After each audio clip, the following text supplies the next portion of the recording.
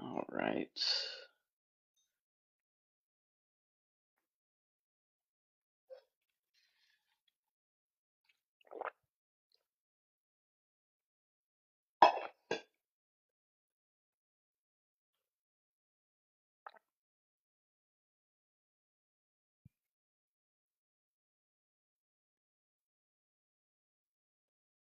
We'll see how AirBuds work, but welcome in. Hope everyone's having a great Thursday. Let's see. I don't know if anyone watches Justin on the Deconstruction Zone, but I did make an appearance last night and it actually went a lot better than I expected. But let's go ahead get first guest up. Hello. Hey, what's going on? Not much. What brings you up here today? Just with your prompt, Hmm. I would like to. This is. I feel like maybe a little bit of a weird stance. I am a Christian. I do believe in Okay. God. Um, but I'll be honest. I wouldn't say believing in God is rational. Like, I don't think Oh, it's rational to believe in an entity that I don't see. okay. But Uh, I think that's where God calls us to have faith, right? I think faith is because it's not rational. That's the let point of me believing in Him. let me ask you this. You believe that we were, I'm assuming like a traditional Christian. Yeah, I believe Jesus Christ died for my sins, my Okay. Lord and Savior, all that. So you then believe that we were also created in the image and likeness of God, correct? Yes. Okay. And so do you believe that our reason that we are created with God as our ultimate goal and that everything that God created us with hmm is designed to help us on that journey towards God? Um. wha- Like our free will, like we're supposed to use our free will to help us towards God. We're supposed to use our physicality to help our neighbors in order to help us towards God. Like everything that God created for us uh-huh. and about us is supposed to orient ourselves towards Him. Um. Sort of. I believe that. Like the word talks about how we're given free will. We're in Hmm. this life. It's it's a realm built to facilitate whether we want to choose a Hmm. relationship with Jesus Christ or not. Yes. It's a realm meant to have distractions. It's a realm meant to have sin, so that way we can still see that and say, "No, I choose God," even So, though these other things take my attention from Him. so that's not quite what I was getting at, and that's going to Okay, get I must have into the. misunderstood. Yeah, that's fine. So I'm talking about like when God created us. Uh huh. Yes, we're in a fallen state because of original sin, but when God created us, um, He created us in such a way that we are designed and meant to be in eternity with Him, correct? Yes, yes, yes. Okay. Like, we have that desire for sure. Yep. So everything about our creation, maybe not necessarily like the created world, and that's a whole different conversation, but at least for us, every faculty of our human nature Uh is huh. designed to help us seek, know, and love God. 100%. Yeah, he's created us with a nature to want to know him Mm. and desire him and whatnot. Yeah.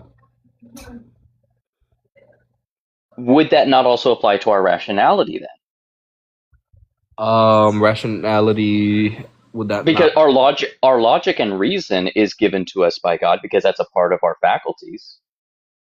So would that not then mean if our faculties were created by God to orient ourselves towards Him, would that not mean that our logic and reason, which is what rationality is referring to, the use of logic and reason, hmm would that not mean that logic and reason is given to us by God to help orient ourselves towards Him as well?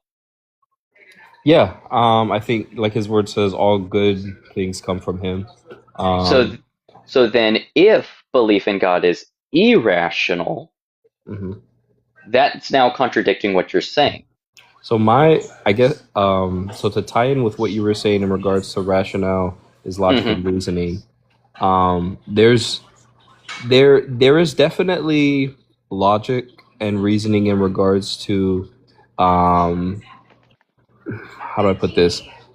The history of the Bible and looking at the text and literature historically, and it lining up like really no other book in history that has its I can't think of the word right now, but like how there's relations between text that couldn't have existed. It's divinely inspired by God, and there's definitely like a level of reason and logic that exists to Hmm. cement the authenticity of the Bible and thus God. However, I for me, what comes to mind is I believe when Jesus is talking to Peter, and he says, after he's risen from the dead and he's shown Hmm. him the marks on his hand, he says, "Blessed are you have seen, and so you have believed, but blessed are those that have not seen yet still believe." And so Yeah. I believe that So, but comes from a point of, well, I want to tie it to the rationale thing. yeah. It's basically Jesus saying there's there's no real logic behind believing in me other than faith, right? Is to So believe in you something without seeing it, is there's just no real rationale. I mean, there's no logic or reasoning. There could be an experience that we've had. I have my own testimony hmm. um, as to why I believe in my faith. I have such strong faith with and a relationship with God, but if I were to So say, hey, here's the logic, or here's the reasoning, I guess I could give a reasoning, but I guess the logic part for me, it's not logical, right? It's illogical, and that's what makes the faith a part about it so important, I guess. To so so here's a couple of issues there and why I disagree. So logic is um, let me put it to you like this. Okay. God created reality, correct? Yeah. Okay. Now, for reality, we come to understand that through the laws of physics. Like the laws of physics aren't like written down; they're not prescriptive, as in the laws of physics aren't what makes reality do what it does. Yeah, The it tells us like laws, the fabric of it, basically. yeah, the laws of reality is our description of what reality is. I'm And the tracking. laws of logic are the same thing. They don't dictate or predict reality. It is our um, use of reason to Uh-huh. understand different ideas and how they relate to each other. Now, you were talking about like belief in Jesus. So for this particular prompt, I'm speaking more so specifically on like God in the philosophical sense. Now, I do believe But one can make a connection between that God to, the Christian God, but that's a different conversation. And the uh-huh. faith that you're talking about, like I can believe that there is a Oh. God and have logic and reason to it, and then I can show how through logic and reason that God's connected to the God of Abraham and the God of Christianity. But the Gotcha. faith that Jesus Christ is talking about is about the faith of his return, about the promise of him going to prepare a place for us. Mm-hmm. So it's less of it being irrational or against logic and reasoning, and just more of, hey, I have a reason to accept this promise based on the fact that you know, on these other factors, but I don't have proof that the promise is actually going to be fulfilled.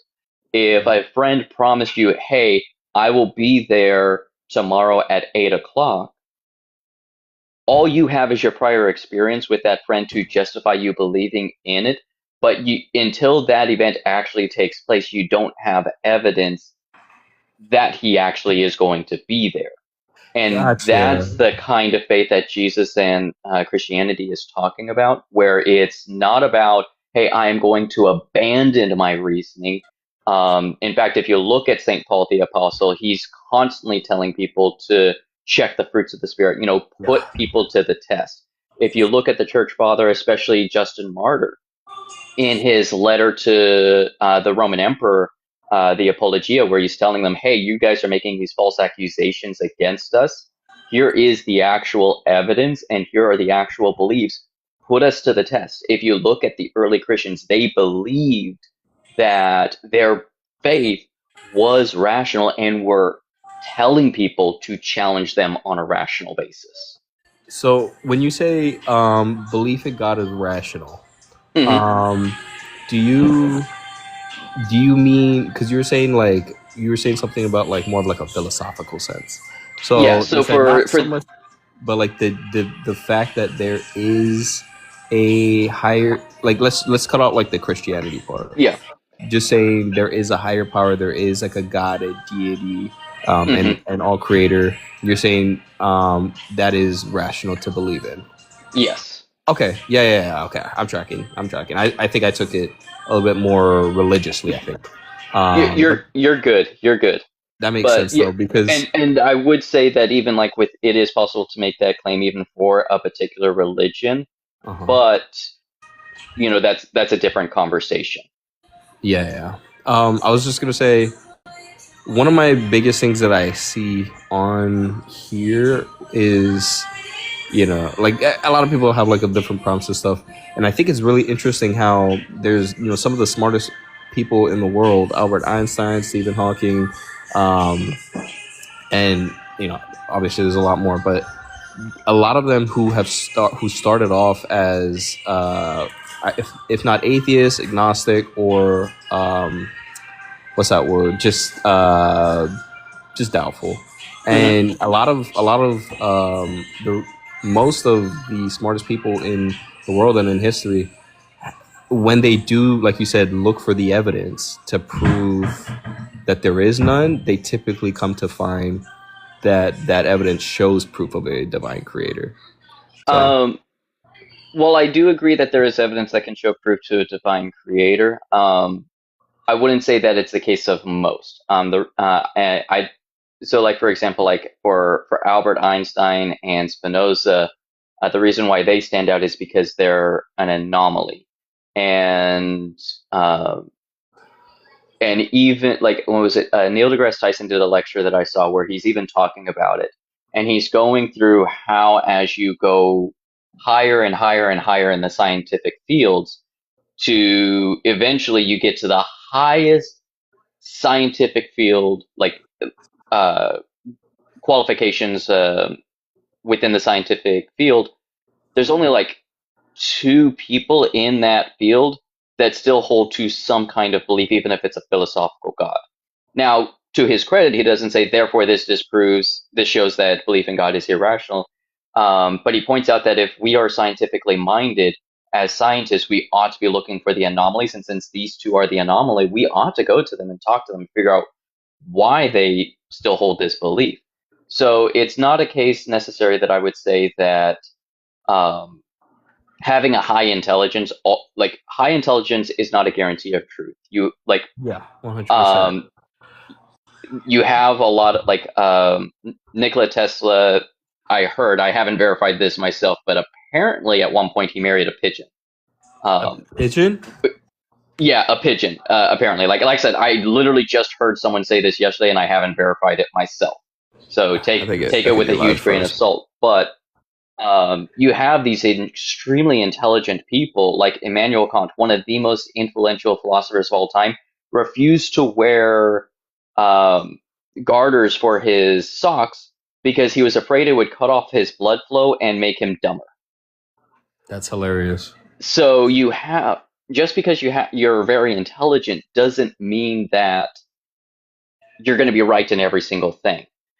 Yeah, So but I would be go ahead. very cautious using that as support for it. But Uh-huh.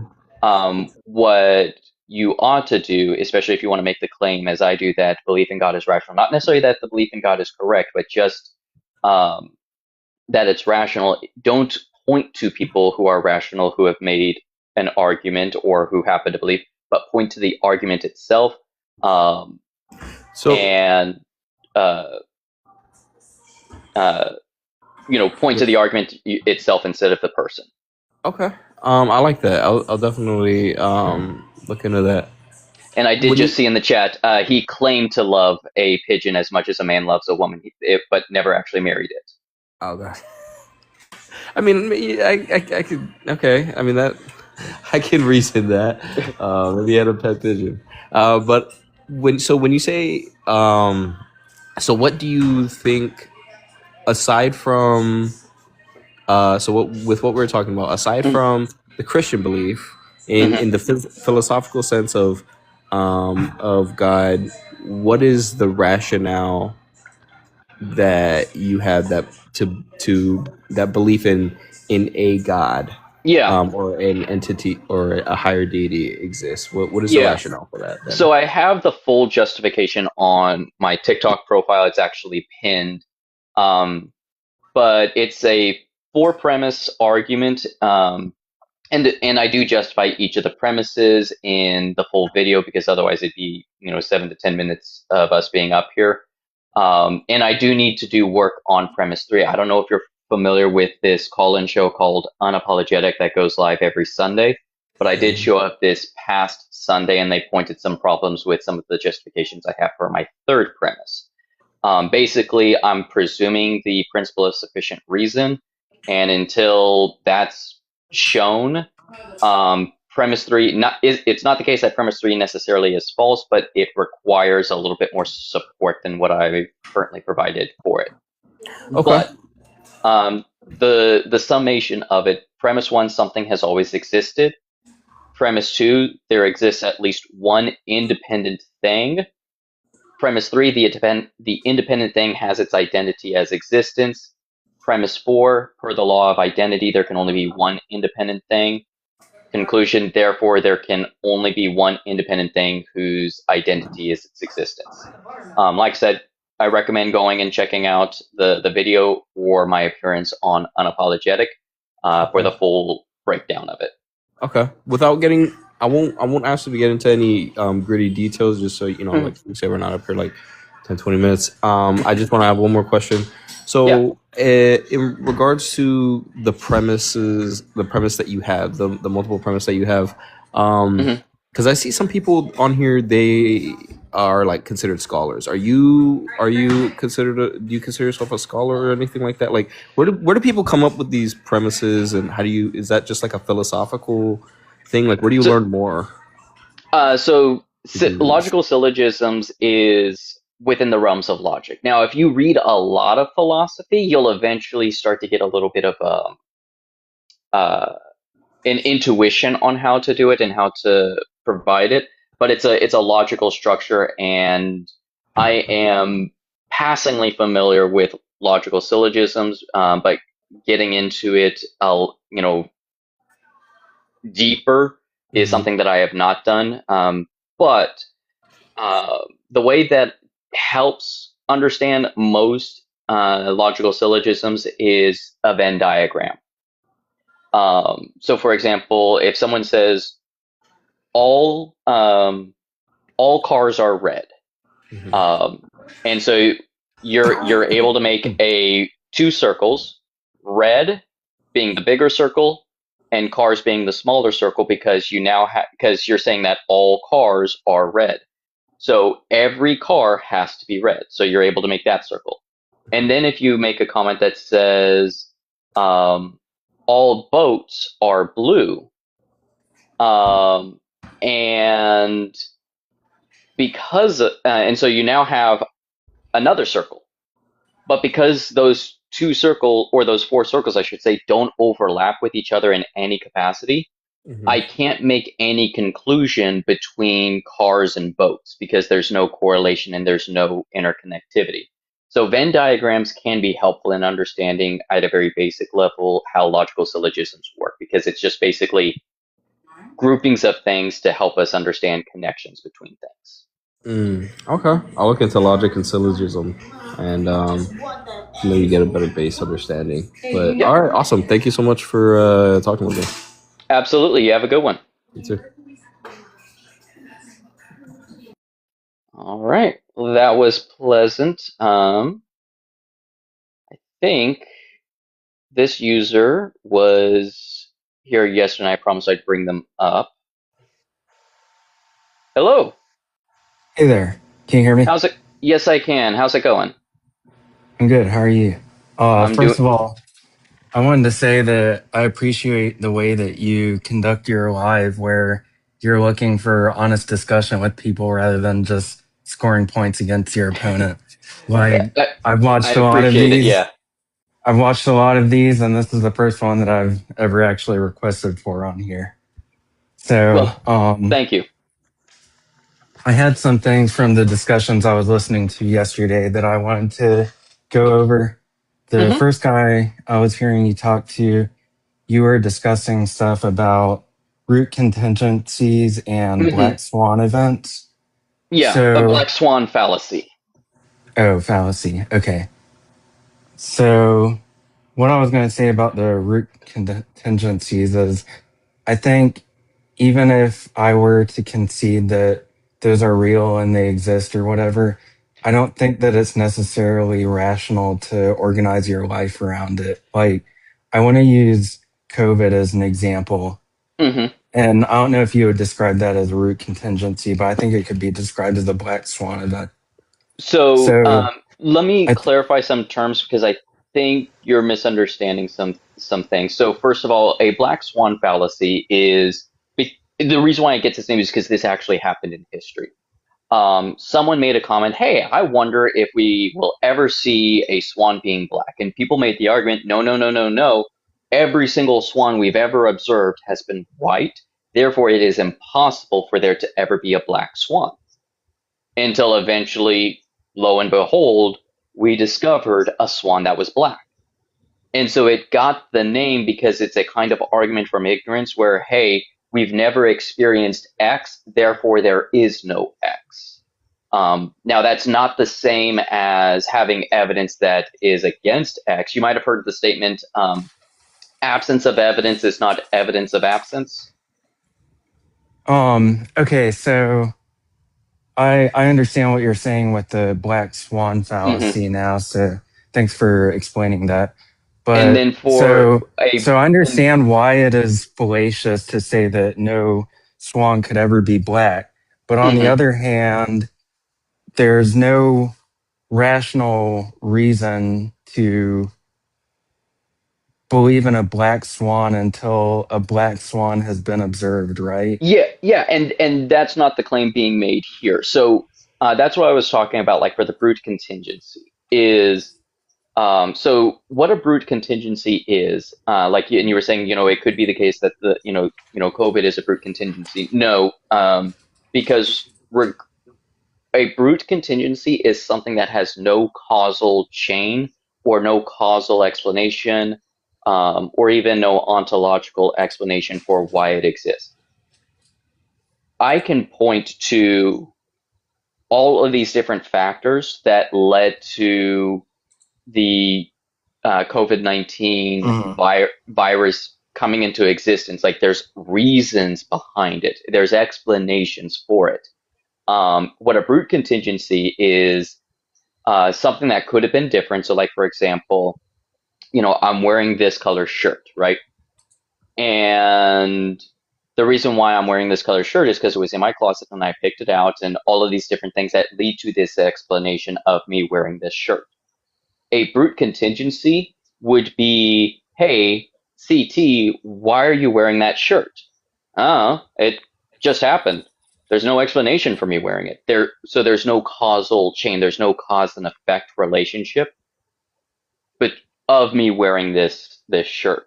So the statement of those that hold to weak PSR, that hold to a brute contingent fact, is saying, hey, maybe there is something, everything that we can observe, we can think of it possibly being different because that's what contingent means here in this language, is that it could have been different.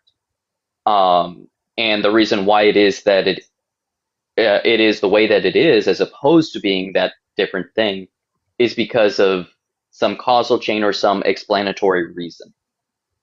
Eventually, though, we might get to the situation, and there is one final thing that's not dependent on anything else, that has no causal explanation, yet it could have been different. and we have no reason why it is the way that it is. It just so happens to be.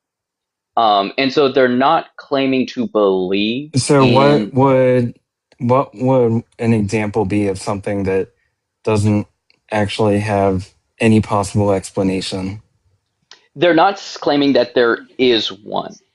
So the reason for the brute contingency Because just is. because you say I picked out this shirt for Mhm. no possible reason doesn't actually mean that there isn't anything that led to you picking that particular shirt.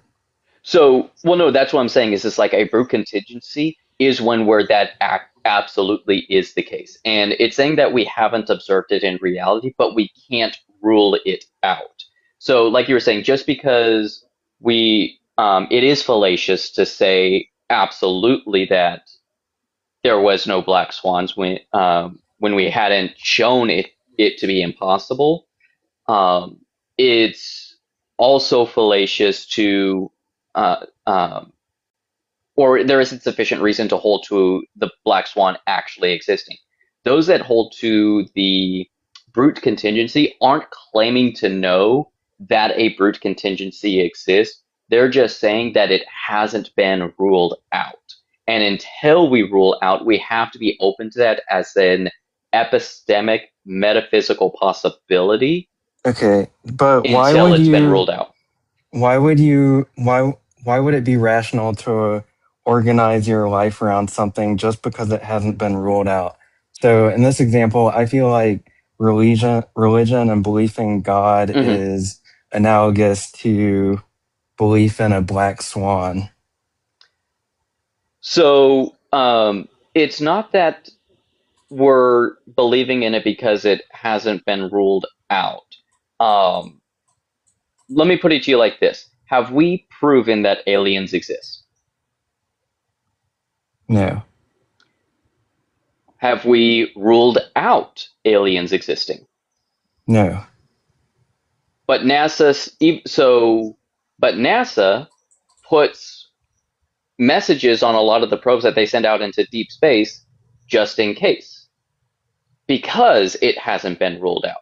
They're not saying definitively or believing that aliens are actually out there, but because it hasn't been ruled out, they are acting in a way that accounts for that possibility.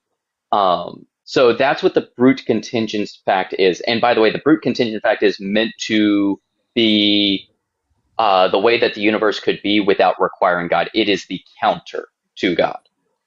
Um, so the brute contingent fact is not in place of God. It is meant to be the defeater of God.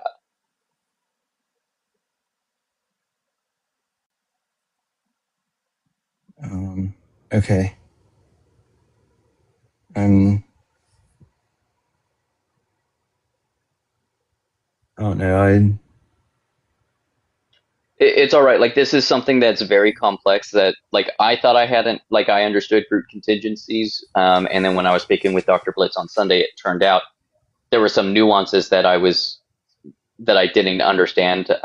So I'm re-looking into brute contingencies in order to have a better understanding on what they are and how they work. But but yeah, so like brute contingencies is not something that I hold. I don't think they exist. Um, but I need to, in order for my argument to have weight, I need to demonstrate that they don't exist. And that was the problem with my argument is that I did not demonstrate the impossibility of the brute contingency. Okay. I had a couple Hmm. other things if we could just move on from Yeah. that one. Let's see. So the last guest you were talking to was asking the question of I mean like last guest yesterday, asking Hmm. the question of like why an all powerful being would not like reveal himself to everybody if he Hmm. had the power to. And I have an answer to that because I feel like um, no matter how all powerful they are, there's no so like supernatural. describes something that defies our expectations of reality. And something being supernatural will never be the best explanation for like events that has transpired. Mhm. Like I don't believe in the resurrection, but I'll just say for now that it was real. And there were people there that witnessed Jesus being crucified and rising from the dead. And I think even in that case, that still wouldn't be the best explanation based on our current understanding of Yeah. death, of what happened. So, like, better explanations might include that he didn't actually die, Hmm. or maybe he has a twin brother that looks just like him. Yeah. Um, So and so I do agree with you in that starting from, like, say, the resurrection or trying to start from miracles is never going to get someone to God. Um, the way that I like to show why starting from an argument from miracles is never going to work is the syllogism: if God exists, then miracles are possible. This event is a miracle. Therefore, God exists. Well, if you know logic, you would know that I just committed the logical fallacy of confirming the consequence, which means that we can't, like, the only way for that argument to work is if God exists, then miracles are possible. God exists, therefore miracles are possible. Or if God exists, miracles are possible. Miracles are not possible, therefore God does not exist. Those are the only two valid ways for that argument.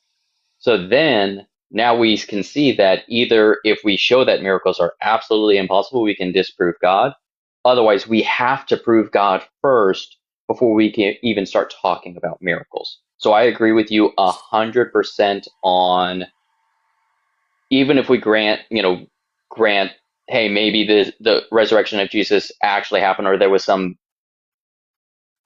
unnatural event that occurred surrounding that, it still does not get us to God. I agree with you 100% on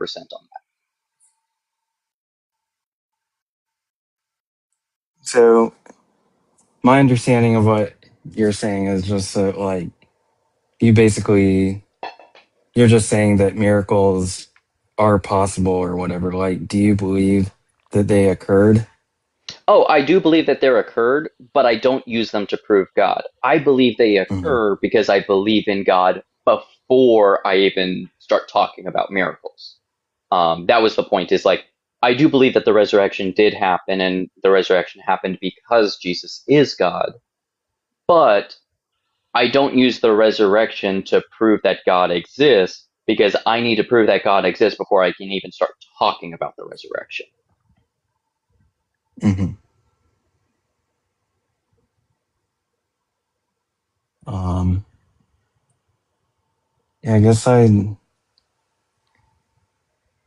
I feel like you're in this place is kind of hard to. Well, I don't know. Like, It, I don't disagree when you say that if God is possible, then miracles are possible or whatever. mhm. Like, I could I could concede that, like, maybe It's miracles are it's that possible. it's Like that I was saying second in my one of, like, like I the was God saying in exists. my That's the example, I question. think Yeah. like I was saying in my example of the resurrection, even if I concede that the resurrection happened, I still don't think it would be rational to both believe that that was what happened or Hmm. organize your life around belief in God. I think the rational way to um, interpret something that we don't understand, like, that seemingly defies our understanding of reality, is to say Hmm. maybe we don't understand reality fully. Yeah, Maybe there's and something that we don't understand. and that's fine. I'm actually working on a book where that I hope to write one day, where it starts with the question of, like, does God exist, and it from there it moves all the way through the different steps to eventually get to Catholicism, because that's the Christian tradition I come from, uh, and showing the rational steps that one can take to get there. Now, it's not meant to prove Catholicism is true, just to show, hey, this is that it's rational to be Catholic. Um, but as you were pointing out, like if I'm starting from the resurrection, there's all of these other explanations that better fit that event. So I agree with you 100% on that. It um, what's required is a lot of other stuff and a lot of other steps that to get there. Um, was it some I don't read Feezer a whole lot, but he's a contemporary Thomistic scholar, and someone mentioned to me that he did this 20 premise proof for one of Aristotle's claims, and I had to chuckle because yes, like when you start getting into like these deep, contentious philosophical points, the arguments get longer and longer and longer. But each step is required, and the question of the resurrection is like step 30 in my opinion. But a lot of people treat it as like step one, maybe step five, but it's really Right. like step I 30. mean, yeah, I think that would be pretty significant if you could like prove that that was real. Yeah, I mean, I'm not going to claim that I can prove that it was real, but what I hope to do is show that it's rational to hold that it did occur in that work. I actually have like the skeleton, and I even did a podcast appearance on a YouTuber by the name of Kevin Non-Tradicath. Um, he is an ex-traditional Catholic who still has a lot of appreciation for the Catholic faith. But he does a lot of research into like Eucharistic miracles, showing some of the problems that he has with the church's claims on these Eucharistic miracles. But he invited me onto his show, and we actually had a very long conversation about this article that I had written, where I did a brief walkthrough of this book that I'm hoping to write. It's basically like my outline for the book. Um, Mhm. and I would recommend checking that out. It's also on my YouTube channel, same name, under a playlist titled CWC. It's episode 3, I believe. But if you want to get a better idea on how I approach this question, that's where I would recommend looking. Okay. I think I had one more thing that Yeah, I would like to get to, if that's okay. yeah, absolutely. Um, you were discussing about like degrees of sin and using as an example of a mortal sin, Hmm. a substance user, how their first use would be a mortal sin, and the Or at least could be, su- yes. subsequent uses would not because they're already basically like Addicted to pulled it. Yep. in by the drug's grip. Yep. Um, but I have a couple problems with that. One, I mean, like, I think no decisions that we make are free of influences outside of our control. And I feel like that is the same logic that gets used by a lot of religious people, not necessarily you, but to like justify their belief that non-religious people are going to get damned to hell for eternity. Hmm. And um, my other question about it would be if you say so, if you say that the first use is a mortal sin or whatever, aren't Hmm. you already saying that that's like worthy of damnation? So, what good does it do to let them off the hook for subsequent uses in that So case? what, and I actually had a deeper dive on this conversation on Deconstruction Zones live yesterday. Justin had a question as far as like the different levels. He presented this syllogism that worked very well for Protestants and was curious how it would work for a Catholic on, hey, it seems like the Bible suggests that all sins are deserving of damnation. And But regardless, in the Catholic Church's understanding, it's not a one and done situation. Like if you commit one mortal sin, that's it. You're done. You're cooked. Like no, it's dying in a state of unrepented mortal sin. So the person that is now addicted to that drug and is trying to break that addiction, they've repented of that mortal sin. So those subsequent uses, as they're trying to break that addiction but fail, aren't going to condemn them to hell. And that first use is no longer going to condemn them to hell because they've repented of it. So just wanting to quit is repenting. That's Is what that what it repenting. means? That's what repenting is desiring not to have done the act in the first place. If you're trying to quit, that means you wish you never did it in the first place. But it doesn't mean that you're changing your behavior. If you're trying to quit, you are trying to change your behavior.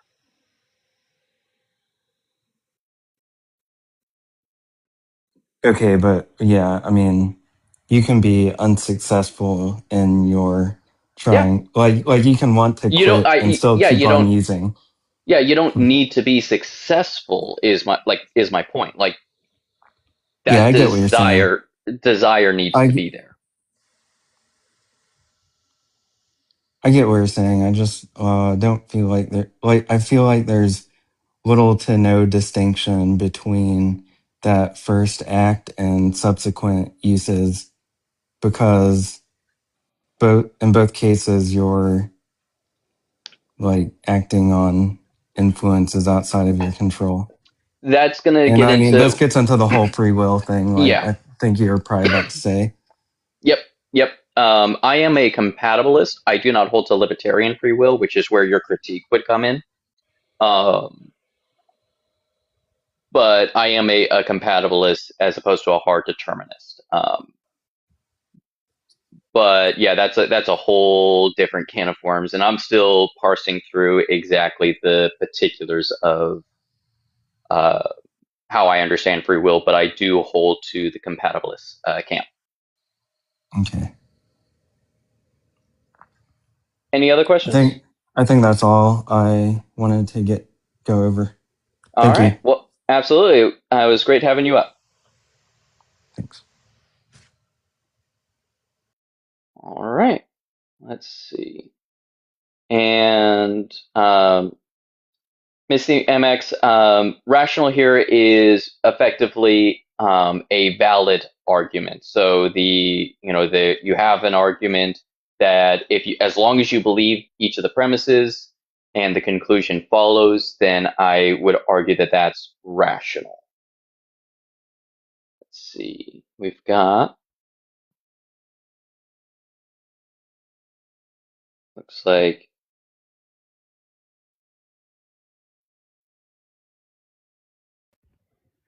there we go. Yo, Hey, how are you doing? But anyways, good. Well, I don't what have brings you up? anything to learn. I Oh, there is disagree with an the point. there is an Note. echo. Like I can Oh, hear. So the BGB theorem, this yeah, is I can hear important to that as know well. if Wait, let me leave it and jump you know. back. So the BGB theorem,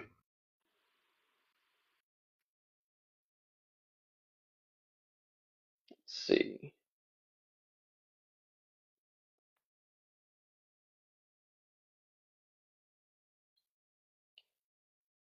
Let's see.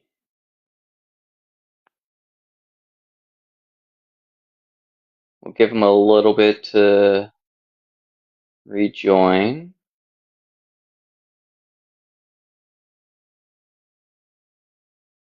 All right. Well, I'll go ahead and move on to the next one. I think Dina. Hello. Hello. How's it going? I'm doing good. How are you? I'm doing all right. What brings you up here? Yeah, so just for clarification, Mhm. rational is the complete opposite of emotional, right? Effectively, yeah. Like you're not doing it based on an emotional or like the reason for the belief is guided by logic and reason. Yes, I would definitely argue that with monotheist God, it is a belief system that's built on mainly fear, and fear is certainly an emotion. So that will get into the particular how the particular religions practice it. But you do have like Spinoza believed in a monotheistic God, but didn't belong to any monotheistic religion.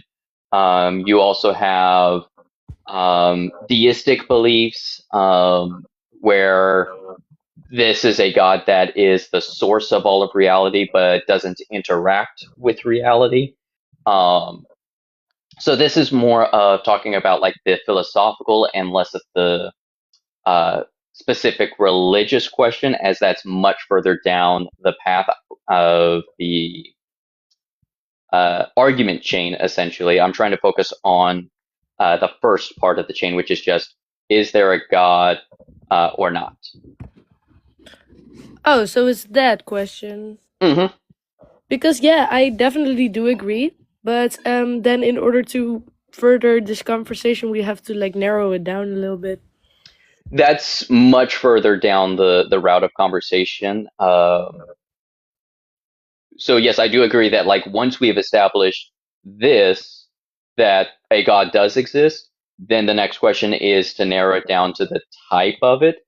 But there's a lot of people who will say that it doesn't matter, that even belief in a deistic God, that that's irrational. And just real quick, Paichi, so monotheistic isn't the triomni Abrahamic God. It just means that there is only one. So he believed that there was only one ultimate grounding of reality. But anyways, back to what you were saying, Dina. The idea is that the God descriptor here is just on philosophy. Well, I don't understand that sentence. Okay. What could I make clearer for you? Can you repeat the sentence, please? Yeah, so the God question here on like for the prompt of belief in God is rational, I am speaking strictly in a philosophical sense. Yeah, okay. So, yeah, I actually still think that that the belief in itself is based on fear. How so? Because in a belief system, the main point is to live a good life so that you live good in the after eternity or the afterlife. You know? So there are people who believe in a God who deny the existence of an afterlife. Okay, but we have to narrow it down because there are about 3,000 gods. So the whole point that I'm getting at is there is, like you were saying, the point that I'm getting at is there are people who will claim that it doesn't matter what God you believe in, it's irrational. And I am saying that it is possible to have a belief in God that is rational. So in order for the prompt to be incorrect, you would need to show that every single belief in every single God is irrational. Then I would reverse it and say that in order for the prompt to be right, you have to prove that every single belief in God is rational. Nope. All I need is at least one. How so? So it has to do with what's called, what's the name of it?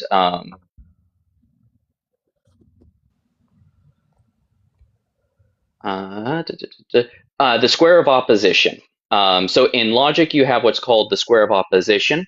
So if I take the position all S are P, it includes the claim some S are P because some is a part of all. If I say that all dogs are animals, it is as true as the claim all or some dogs are animals.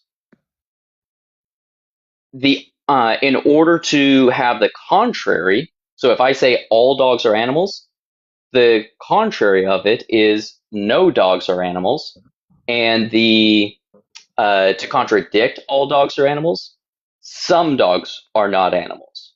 So I am making the claim some dogs are animals. I don't So need to prove that you're making the claim belief in some gods is rational. some beliefs in God is rational. Some And so, belief in God is rational, huh? But yep, why would you not say that then? Why would you put the prompt belief in God and not some belief in God? because the prompt isn't claiming a universal claim. Like it's just saying, hey, dogs are animals. Like it's not claiming universality. It's not, so it's just saying, hey, this is what can be the case. In order for you to show a contradiction to the statement, some dogs are animals, you would need to show that no dogs are animals. All Okay, I so need, right now I need to prove that all belief in God is non-rational. yes, if you disagree with the prompt. Yeah, all right. So I would argue in that case that belief in God is based on faith and not on observable, like scientific, objective facts. So, do you think that do you know the difference between valid and sound? Valid and what? Sound. Sound? Sound. Sound. In Yeah, a logical that's like a sound, right? Like no, beep. no, no, no. In logic, you have two different types of arguments. You have a valid argument and a sound argument. Okay. So, a valid argument is one where no fallacies are committed. And if the premises are true, then the conclusion is true. So, whereas a sound argument is any valid argument that does have true premises. So what that means is that a valid argument is any rational argument used to arrive at a conclusion. A sound argument is a rational argument with a true that we know to be true. What's your point? So just because a belief is rational doesn't necessarily mean that it's true. That's the first thing to understand. I'm not making the claim that belief in God is true. Secondly, we are unable scientifically to prove whether the universe has a finite amount of time where it has a temporal beginning or if it has an infinite eternal past. We are unable to prove that scientifically. Yet, you have scientists who look at the evidence and will make arguments as to why it has a temporal beginning or why it has an infinite eternal past. Between those two, we have no way of determining which one is true, yet both are rational positions to hold. And yet they can't be proven empirically and scientifically. So by your definition, they are acting on faith, therefore acting irrationally. Yes. So are you claiming then that these scientists are irrational? Yeah. Okay.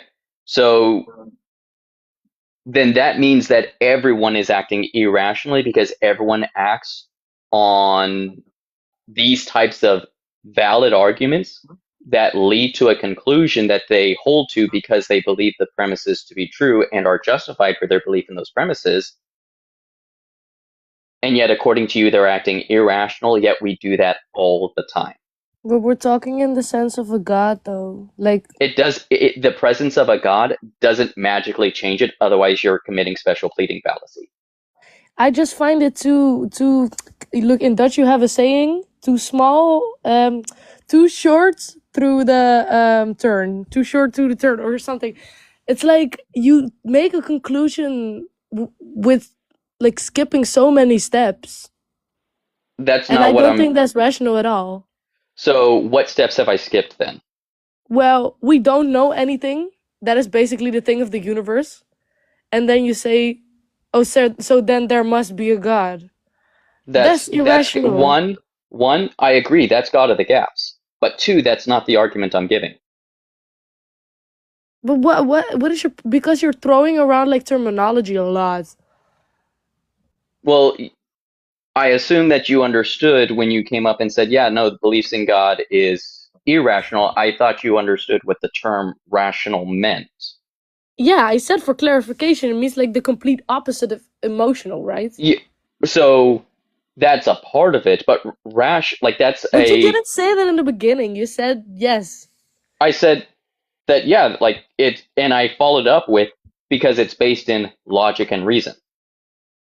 And I don't think believing in God is based on logic and reason because And I have shown you examples yeah, where but it's not logical to conclude there is a God of the gaps.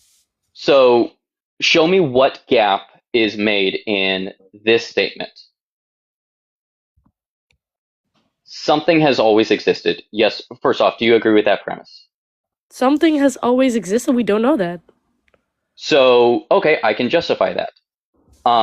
Time is the measurement of change. In absolute nothing, which would need to be the case if something didn't always exist, there would be no time. If there is no time, that means there can be no change. And a transition from non-existence to existence would be a change. But because there can be no change in this absolute nothing can never transition into something. Yet we observe things existing. Thus we can know that there was never absolute nothing. Thus we can know that something has always existed. Or there was. You don't know. I just showed you how we can know. So in order to show that my argument is wrong, you either need to show that a premise is false, or show me the logical fallacy that I committed. Okay, let me think. Just recapping.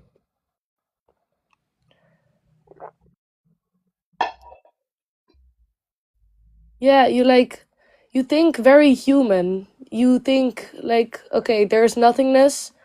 We have never seen something exist That's not from what I said. nothingness. That's not what I said.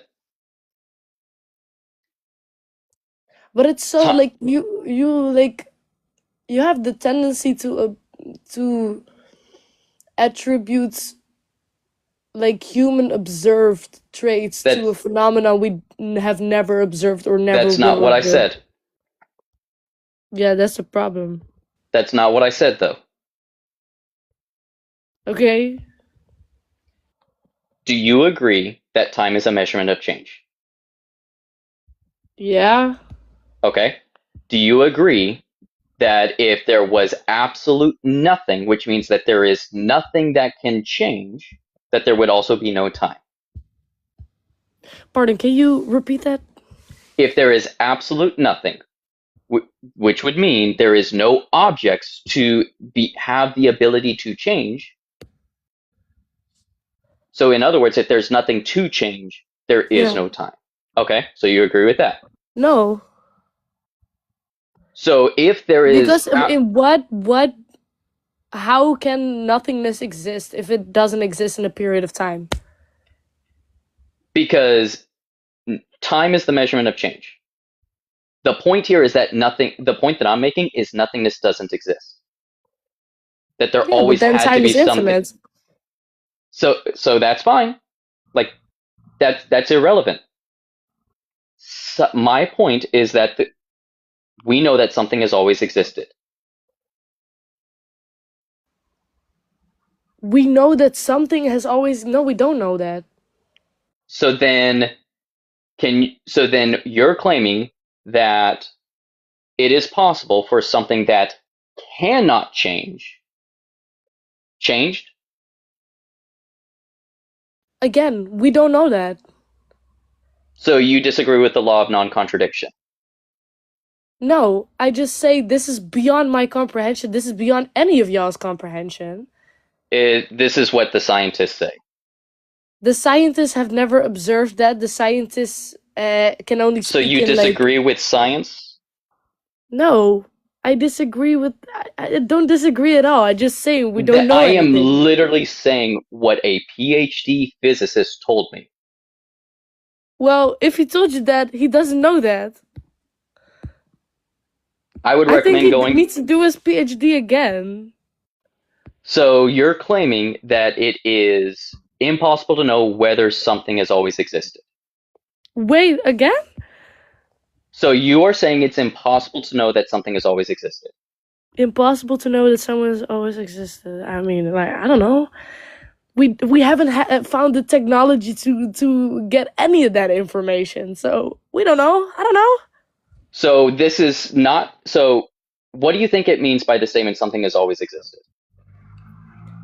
That so time has definitely have to be infinite Nope. for something to have always. Yes, it Nope. does. Nope. Because do you know what block theory of time is?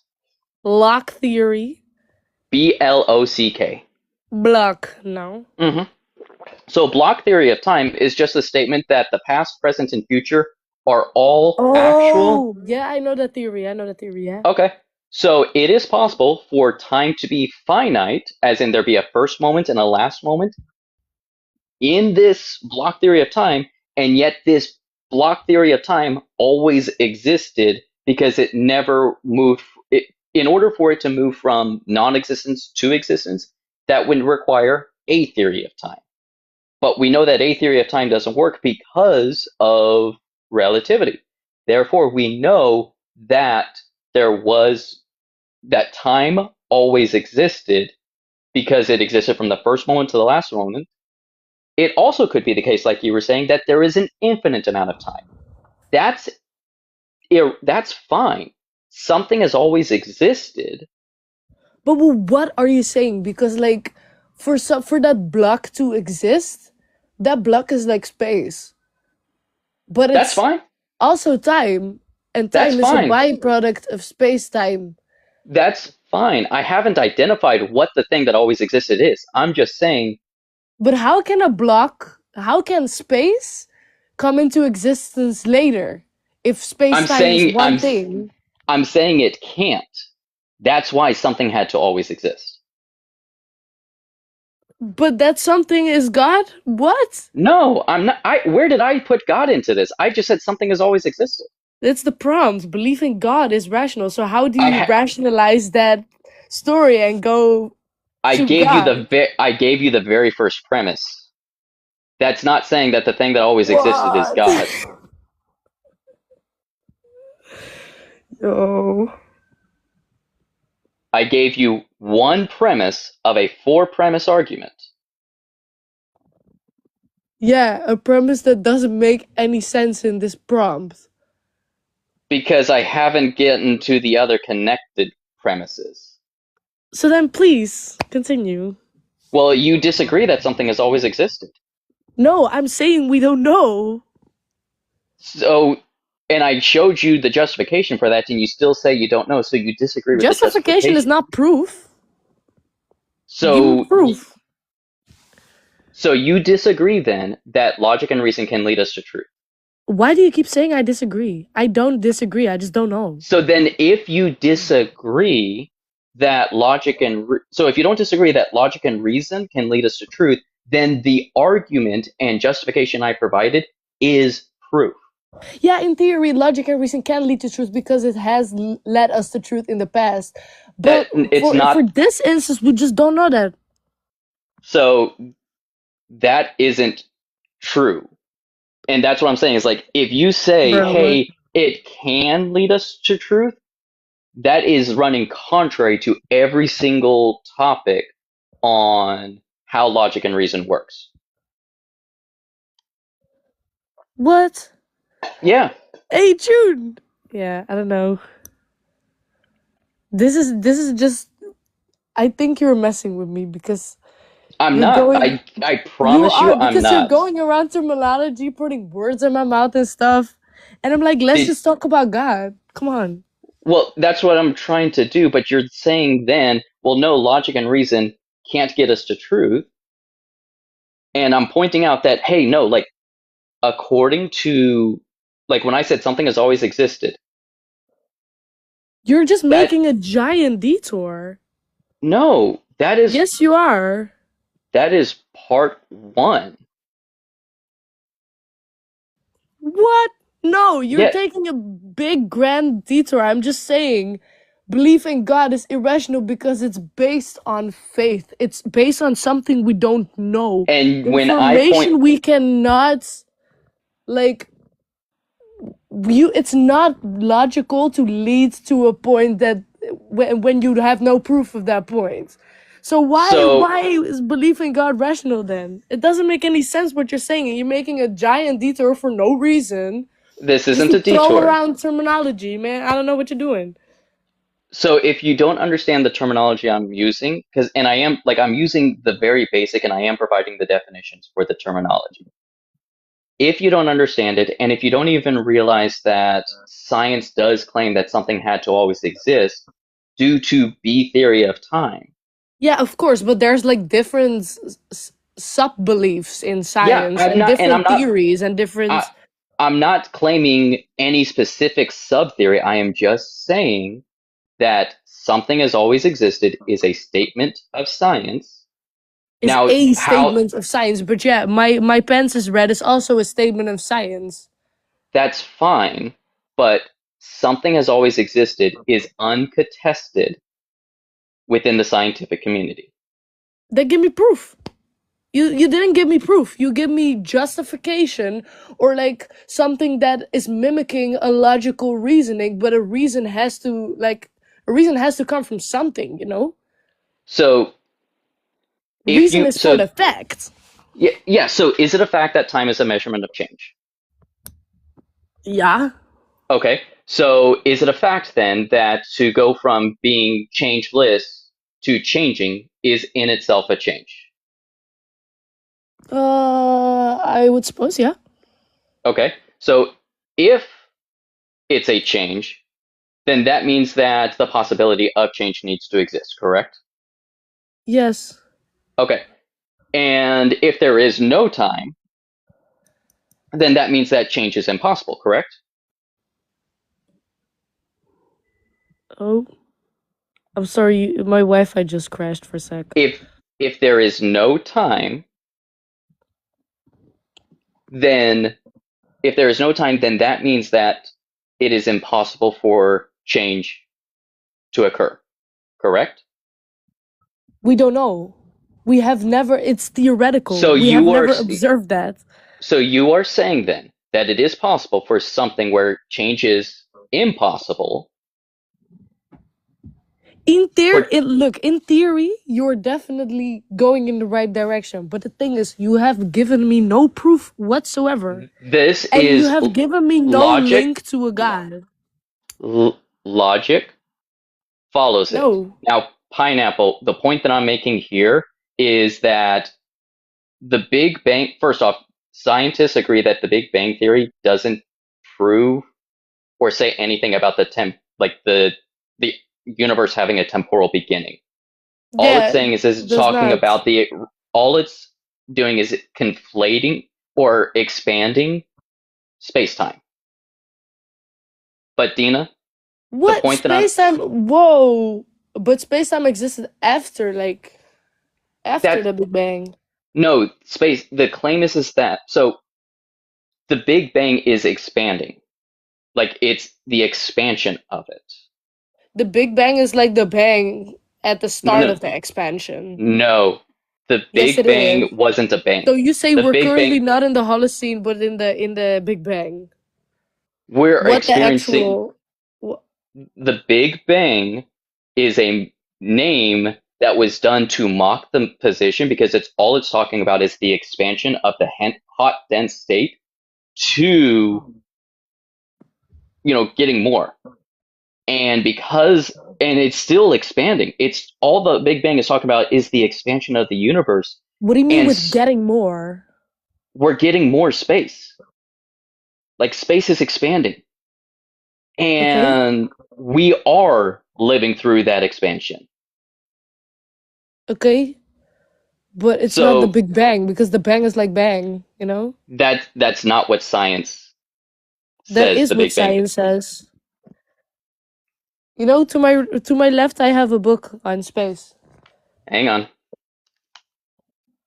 Yeah.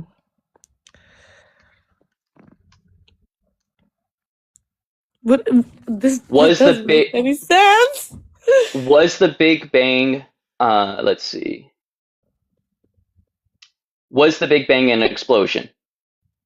No. Physicists believe the Big Bang stretched space itself, expanding the universe. When did you hear me say the word explosion though? You called it a bang. Yeah, because it's a Big Bang, right? The Big Bang is a misnomer. It's a When did I parody say bang title. equals explosion? And when I said the Big Bang is the expansion of the universe, you said no, it's a bang. It's the beginning. It's the bang. It's the start of the expansion. That's fine. Yeah, but that doesn't But mean that we're still doesn't in the Big Bang because the yeah, start is at the start. no. It's the we are still living through that expansion. Are you saying that Yeah, space is no duh, longer but expanding? the Big Bang is the start of that expansion. It's not the expansion in its entirety. No, the Big Bang is describing the expansion itself, which we are Where still did you find experiencing. that definition? Because I certainly did not find that definition in school.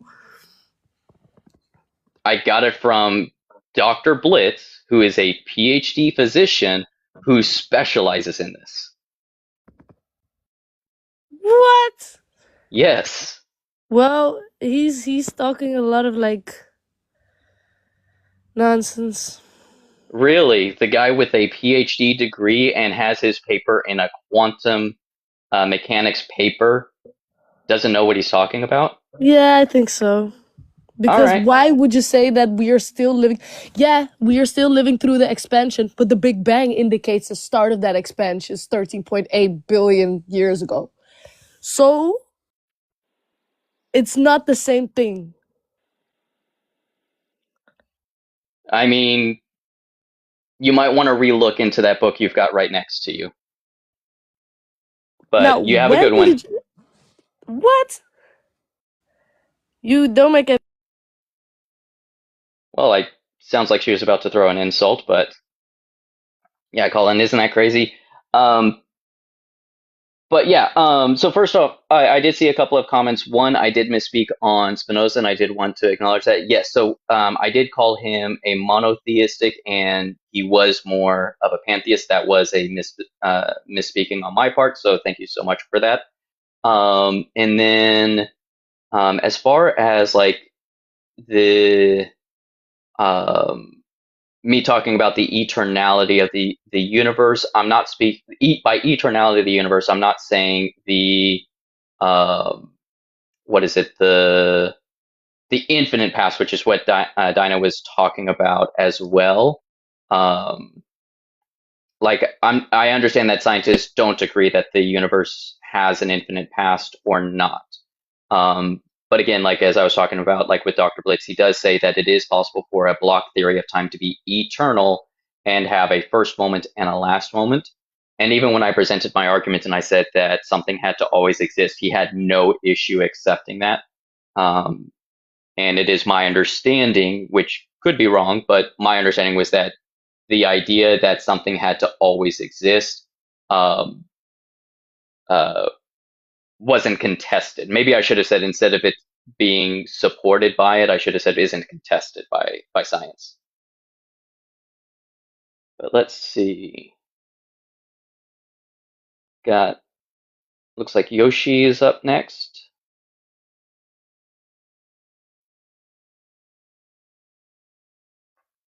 No? Let's see. There we go.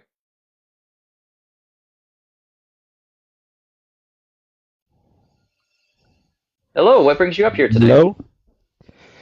So I have a question, but don't freak Mhm. out. It's kind of long. I've already been to one Catholic Life, and they kicked me out because they thought I was recommending some website. So please don't freak out and respect. I will not try to promote anything. I'm just asking a question. Yeah, what's the question? Because I have wrote it in my native language, so I have to translate it along the way. That's why Okay. it might seem like a promotion or something. So like 2 years ago, while playing my favorite game, I've encountered like a mod that I have installed a couple of years ago, So and real quick before you get too deep into this question, yeah, is this going like is your position that belief in God can be and or is rational, or belief in God is not rational? Yes or like which position do you hold? excuse me for a second, I have to close my door.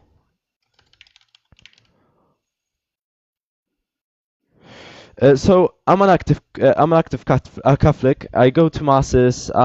hmm So it Uh, sounds like then you would agree with the prompt that belief in God is yes, rational. yes, 100%, Okay, 100%. so I'm looking, as it says, if you disagree, call in. So that I'm looking for people who disagree with that prompt. Mm. But I do wish you luck on the rest of your day. All right. Okay, thank you. Bye bye. All right. Let's see. Looks like we've got Chris.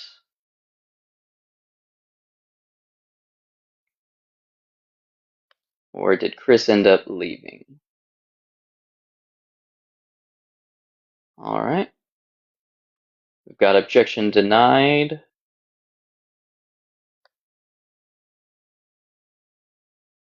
Maybe not.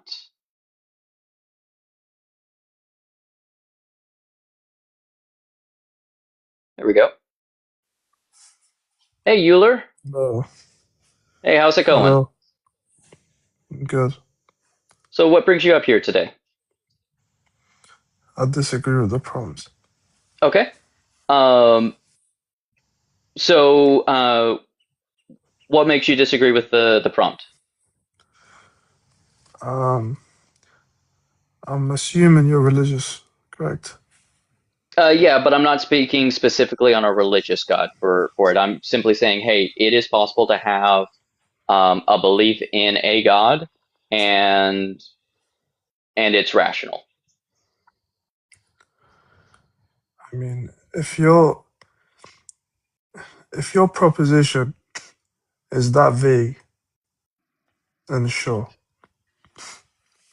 Okay. But I mean, there I are mean, people out there I who will don't. say that Why? any Why? belief Why are in you God. afraid to? Why are you afraid to include your religious God in here?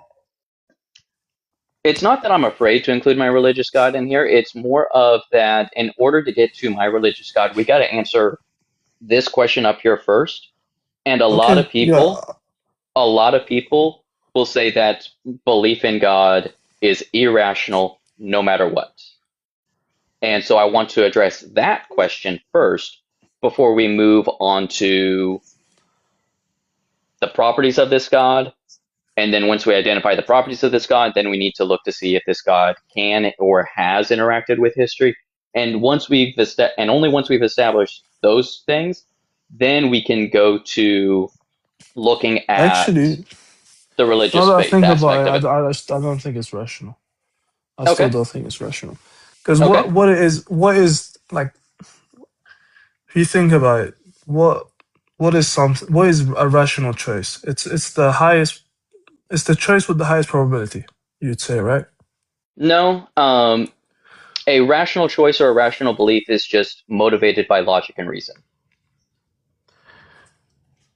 Okay, and let's suppose there is okay, but the thing is, here logic and reason doesn't lead you to one answer. Okay, That's there's fine. evidence. Okay, uh, you can reason your way to different conclusions, but different hmm conclusions have more weight, more evidence. hmm Okay, and okay, religious gods can be disproven easily, but as for just any god, there's no evidence for that. So I would still say it's irrational to hold a belief in Do you some version think of God. that valid and sound arguments can lead people to do you think that a sound argument can lead someone to truth? Yes.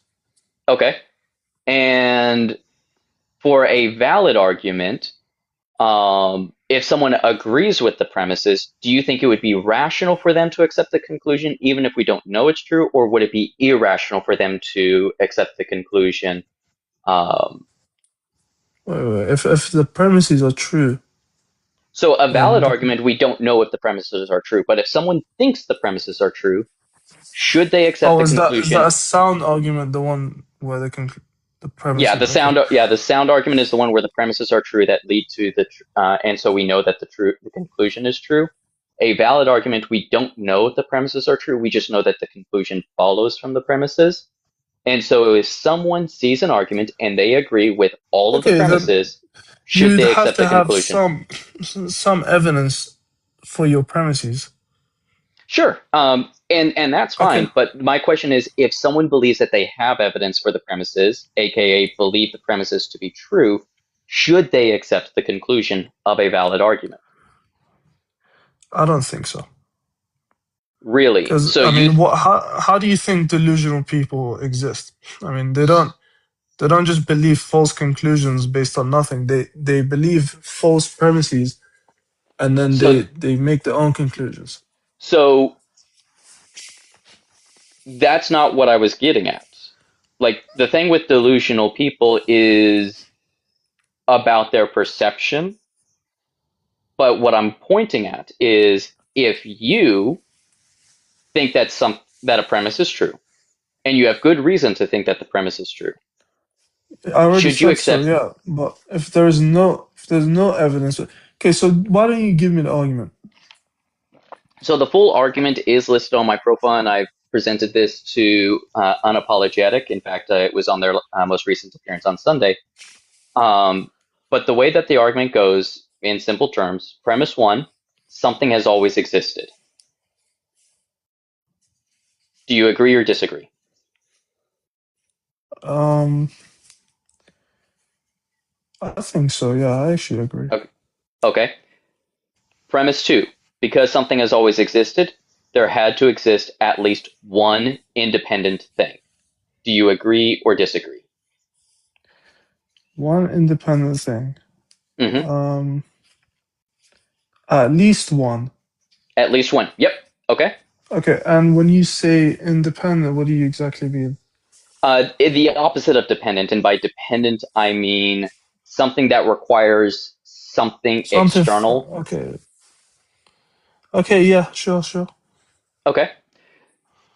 So premise three, and this is the one that I know I'm going to need to give justification for. The independent thing, in order to be independent, has its identity as its existence. So the Oh justific God. so the Oh God. justification for this is an independent thing requires nothing external for its existence by definition. Isn't this the same argument as I forget how it goes. Basically, something exists in something has an essence and an existence, and basically, you basically have to have like a chain of contingencies leading back to something where that has its essence being identical to its existence. So it does arrive at that conclusion, yes, but I'm not Yes, the appealing to same argument. well, I'm not appealing to essences. Two, the argument that you're referring to is talking about things being composite. I'm not making an appeal to composition here. And then three, so far you've agreed with all, premise one and premise two.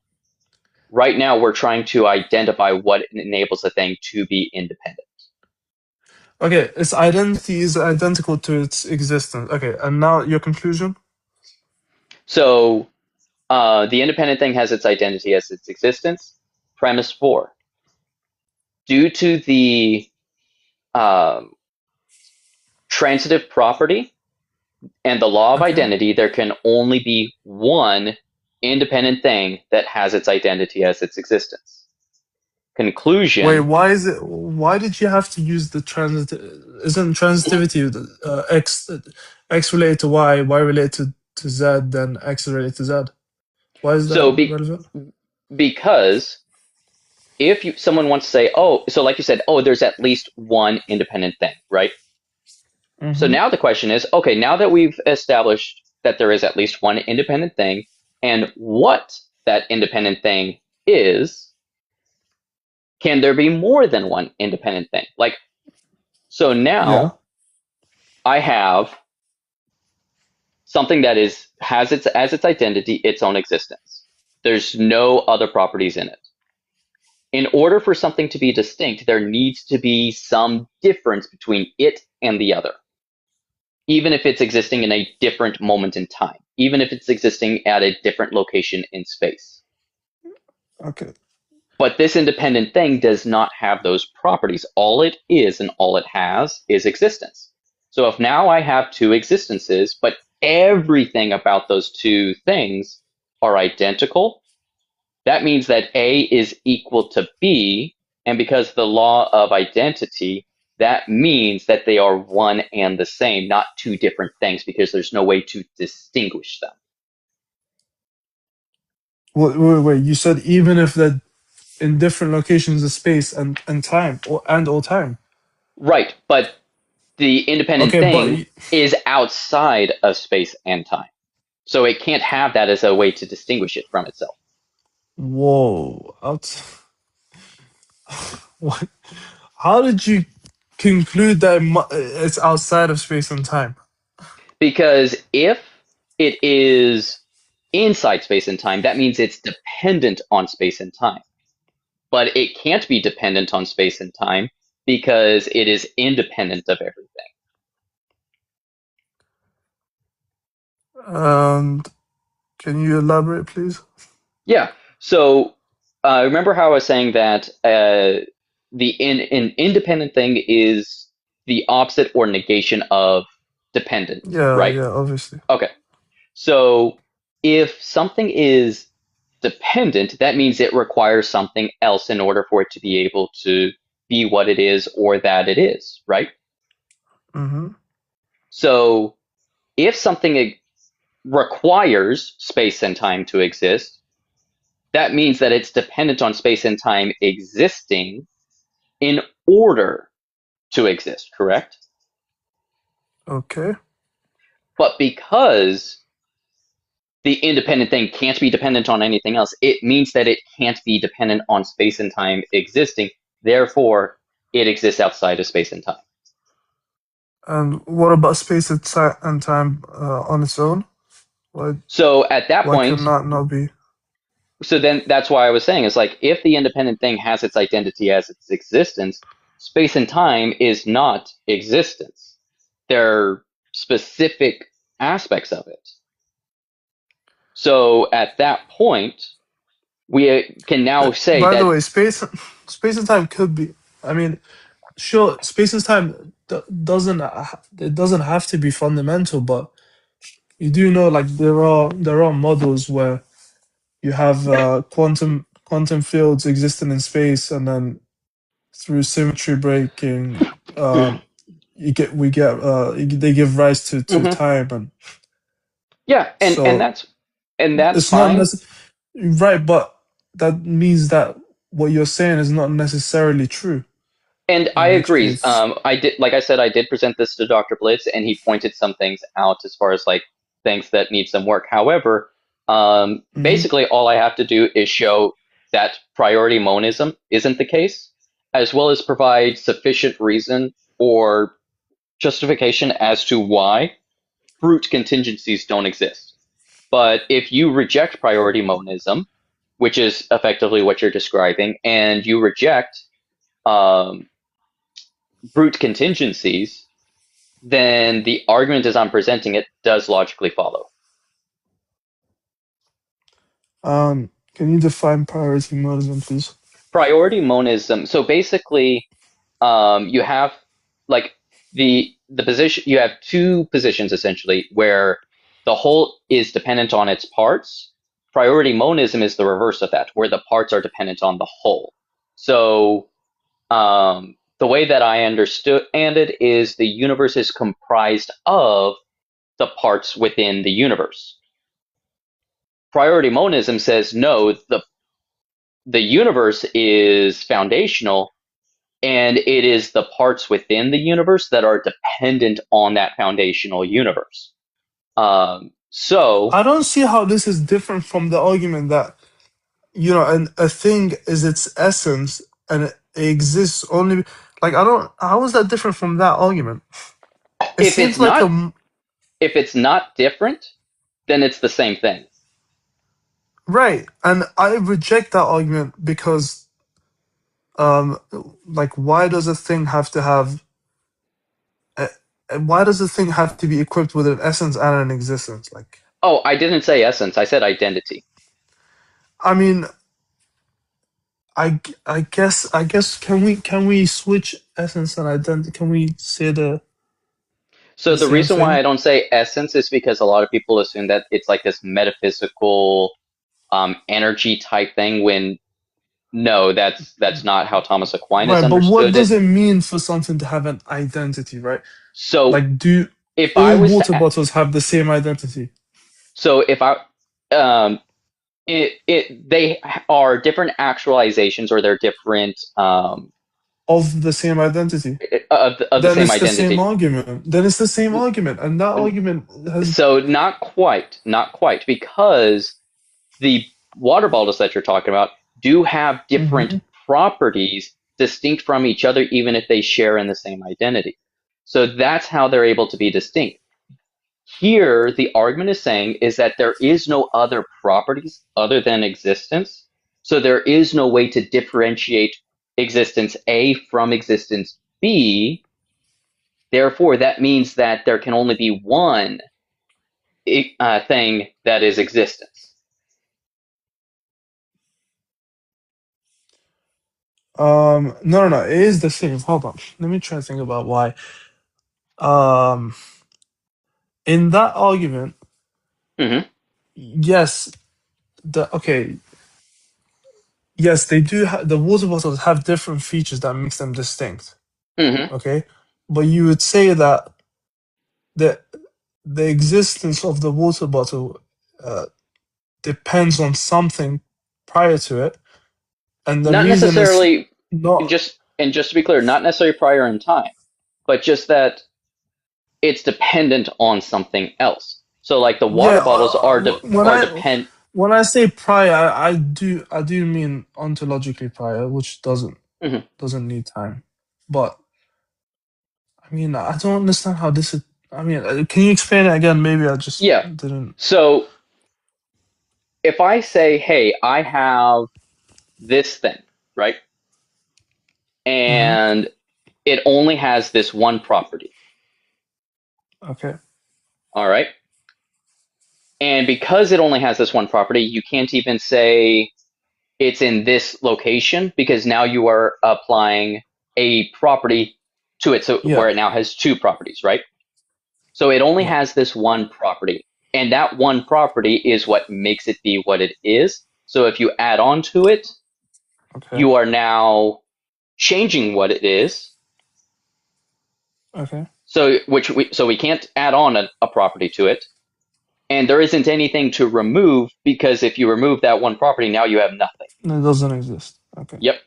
So now let's try multiplying it, right? Where we now have two things of this identity that have this one thing, right? Mm-hmm. But we just said that we can't add a property to it, and saying, hey, it is at this location in space-time is in and of itself a property. So what is the difference? What property can be added to I get your proof that they must be identical and therefore there's only one. Okay. But I'm saying right now, so your point is there must be some independent thing, right? Because something's always you said what? Something's always existed. Something has always existed. In order for something to always exist, there needs to exist at least one independent thing. One independent thing. Okay, so now we have a bunch of dependent things. So using your definition, like how do you describe these dependent things? So the reason why I arrive at there needs to be at least one independent thing. There's three options here. Either everything is dependent, everything is independent, or there is a mixture of the two. Everything being Okay. independent is trivially false because we observe things being dependent, such as I am Yeah. dependent on space-time, correct? Okay. Yeah. Sure. So now the question is it possible for everything to be dependent? Well, if everything is dependent, then that includes the sum total of all things. Yeah. So if the sum total of all things is dependent, then that means that there is something external to that sum total of all things to explain that. But Hold on. What's no, wrong? no. Hold on. What's wrong with it being infinitely in the past dependent? So I just realized. that no. So you're talking about the infinite past. That's fine. It can be have an infinite past. I'm talking about the sum total. So like Okay, I but am the sum okay with total only makes sense if it's finite, no? no. You can. I'm talking about you have an infinite chain. How can the infinite chain be? Either the infinite chain in and of itself is Yeah, but you're independent. assuming it's finite. No, I'm not.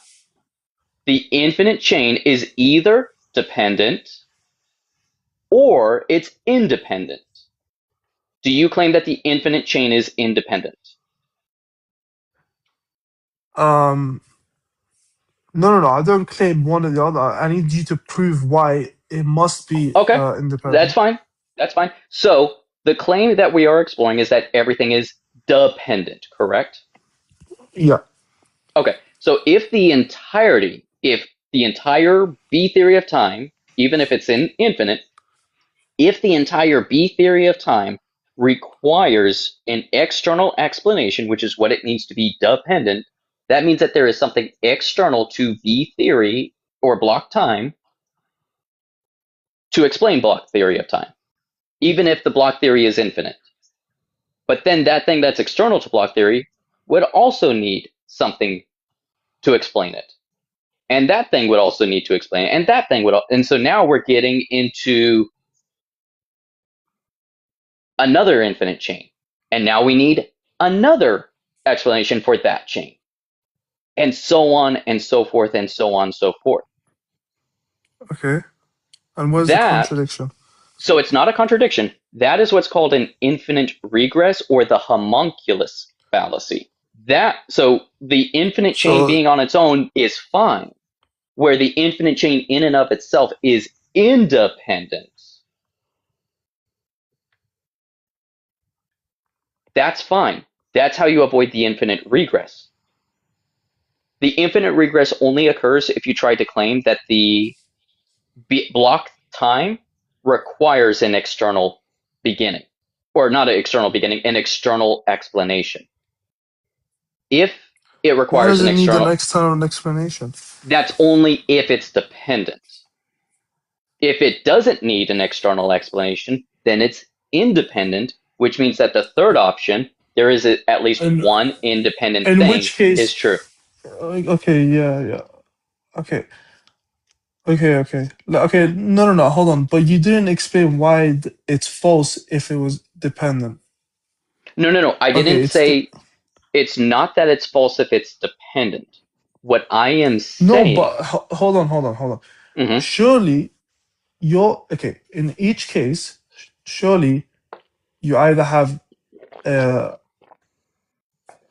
So you have to conclude that from each case, if the case doesn't conclude that there's something independent, then it's false. And if it does, then it's good for your model. Or I mean, for your explanation, right? In the dependent explanation, it doesn't finish with something has to be independent. So where is the contradiction? And if there isn't a contradiction, then your premise is... So you're misunderstanding it. Are you familiar with the bootstrap paradox with time travel? I don't think so. but Okay. not by that label, maybe. Okay. So you have this time traveler who loves Mozart Okay. and has all of his music memorized. And he decides, you know what? I'm going to go in the past to visit Mozart. And he goes and he comes to this horrible discovery. Mozart doesn't exist. He's never been born. And now this time traveler is in this great fear because what's going to happen to this music that he loves? The world is going to be robbed of this music. And then he gets this idea. I know the music. I will write this music. And so he sits down and composes the music that he knows and memorizes. And now the music of Mozart, he becomes Mozart in history. But what that means is that he wrote the music. In the future, his future self learns of this music, loves it, and his future self goes back in time to write the same music that he memorized. So now the question is, wait a minute, where did the music come from? How was it created if he never invented it? He learned it and copied it. An infinite regress is similar. There's nothing wrong with an infinite series of causal events. But if I give you a book and you read the book and there's information on it and you write, oh man, who wrote this book? And I go, oh, I copied it from another book. Here's the book I copied it from. And you ask, well, who wrote that book? Oh, I copied it from another Okay. book. Here's that. And you Yeah. never get to the actual author. That's the infinite regress. Where did the information contained within that book come from? So Okay. No. This is the problem. Oh my god. The problem is you're assuming that there is a point to infinity.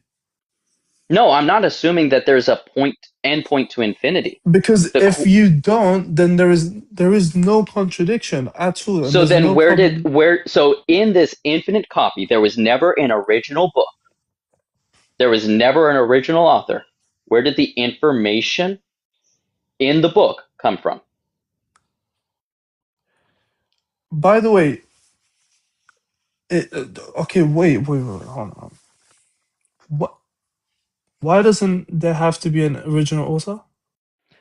Well, that's what I'm asking is, so I have this book, right? And there's information on it, right? Right. Okay. And I tell you that I copied it, and all I can ever produce to you are copies. And it's copies infinitely. Where did the information in the books come from? The previous copy. But where did that previous copy get its information? Like, are you claiming that this information just self-created The itself? previous copy. The previous copy. But where that doesn't answer the question. That is the literal definition of the No, but homunculus fallacy. It is okay, a okay. literal fallacy in Let me explain to you logic. my intuition. Okay, the thing is with me, I only know maths. That's what I'm doing a And PhD in. mathematical But infinities are fine. That's not what's being talked about here. Look but up the homunculus fallacy. let me explain, because you seem more equipped with philosophical language than me. So maybe you can understand where my intuition comes from, and then you can explain Mhm. why I'm wrong, or maybe you can understand why I think you're wrong. Okay, so basically, like, if you consider the real line, just the real numbers, okay? Mhm. If you choose any 2 points on the real numbers, the distance between them is finite. Okay? Yep. Now, like, for example, if I said I'm going on holiday from today till next week to Spain, okay? Mhm. When I say from today, I'm choosing a point in time, okay? Mhm. But on the real line, you can never say you can't have from infinity. Like, there's no such thing as a pointer on infinity. So, like, Mhm. when you say you get when you say that where does the information come from within the Mhm. books, Mhm. you're assuming that I feel like you're assuming that they come from infinitely in the past, which is false. There's no. So you're assuming something that's false in your question, essentially. So That's why it doesn't make I sense. am granting for this because your claim is that there was always a book to be copied, correct? And I am granting that, and I'm saying yes, it is actually the case that there was always a previous book to I be would copied. I would say the book was written, and it doesn't have to be. There exists some point, finite with finite time away, that where the book was written. That would, and I'm So saying that is that always true, because there's no so such thing as at a point at infinity. right. So, but what I'm getting at is I'm not asking at what point was the original book written. Notice I never said that. I never asked that. I asked where did the From information where did the contained information? come from contained within the books? Isn't that the same thing though? Nope. Why is that different? Because that is what the infinite regress is pointing to. It's not saying that you can't have an infinite causal chain. It absolutely permits an infinite causal chain. What it's pointing to is when the ontological question isn't answered. So the ontological question here is, where did the information in the books come from? The author. But like you said, there is no original first book, so there was no author. No, at If there's an some infinite point series of if there's an infinite series of copies, then there was no original author, so where did the information come from? no. But you're assuming that okay, it would on. Okay, something is eternal because it's infinite in the past. Okay, when So you say so he, there's an infinite series, you're assuming there is some point at infinity where this series started. But like I'm telling you, the question I has a am false premise. I am explicitly denying that in my question. I am saying that there was never a first book. I am explicitly Yeah, denying that. that's assuming that false premise once again, that there is no first book. You're assuming the false premise again. So you are saying that there was a first book. Of course, that you cannot Then say that is finite. when no, you can have eternal in the past, but you cannot assume.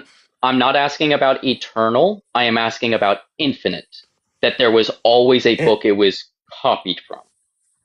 Okay, infinite just means infinity both ways. Okay, Yeah. eternal means infinite in the past. Okay, we exist So right now, so we don't. here Okay, you're go ahead. you're misunderstanding my question. So I am saying you have a book today. That's the end Okay. point. All right, you have a book today, and it has Mhm. information in it, right? And you ask, Mhm. where did this book get its information? And I say, oh, it copied it from this book. And you ask, well, where did that book get its information? Well, it copied it from this book. And Mhm. this this act of being copied goes on infinitely, where there was never an original book and there was never an original author for it. It goes on infinitely.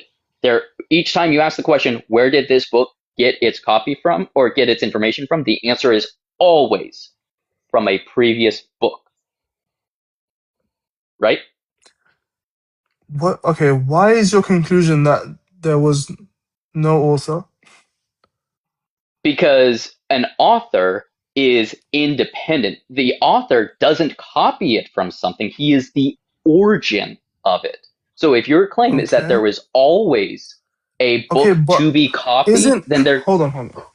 Mhm. Isn't your contention that okay, you're trying to okay, maybe I misunderstand, but aren't you trying to prove that having what do you call it, an infinite block or so of No, time? You're that saying I am. the eternal past cannot be dependent, something like that, right? I am saying that whether the past is infinite or finite, it doesn't matter. Either In each case, you're saying there is something independent. there is something independent, whether it is Right, but the you. universe Okay, itself or something external to the universe. Both responses require one or the other to be independent. okay, but Therefore, there has to be at least one independent thing.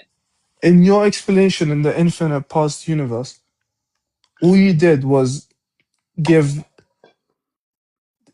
an explanation why something must be independent. Yep, that's all I need. And Is at hold least on, one hold on. thing But that independent. doesn't explain why the whole thing must be independent. So If well, I no, were to grant you that explanation makes sense. Well, no.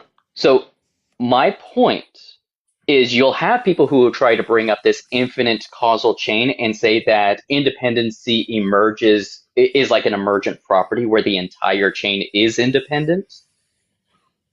Then what that means is that the entire chain is the independent thing. I'm okay granting that at premise 2. All I'm trying to show is that out of the 3 options, everything is independent, everything is dependent. There are some things that are dependent and some things that are independent. The third option is the correct one out of the 3. That's all I care about at this point. Right, but I'm talking about the dependent one for a reason, because I still don't understand why, or I don't think that. Do you think that the universe always existed? I think so, yeah. Personally, Okay. I think so. Okay. And do you think that the universe is dependent on something outside of the universe? Or do you think that the infinite chain that makes the universe is sufficient to explain itself? Yeah, I'd say it's sufficient to explain itself. So if something is sufficient to explain itself, that means it's independent. Okay. Makes So sense. that's all I was trying to get at is either the chain is sufficient to explain itself, therefore making it independent, in or that it's case, not. Okay. If it's self-sufficient, therefore it's independent. Mm-hmm. Okay. Then how do you get your So that's what I swear premise 3 is. Okay, So now what it's premise 3. three. Okay, so what is premise 3 doing? The independent thing has its identity as existence. So effectively what I'm doing in premise 2 is getting the person to agree, okay, yes, there has to be at least one independent thing. We haven't identified, nor have we explored what enables a thing to be independent, just that we agree that there needs to be something independent. Why can't the universe be identical to its existence? Because if priority monism is true, then that means that the parts are contingent on the universe, and the universe is not contingent on the parts, which means that the universe is this identity as existence that I'm talking about, and it's not the set of all existing things as most people talk about.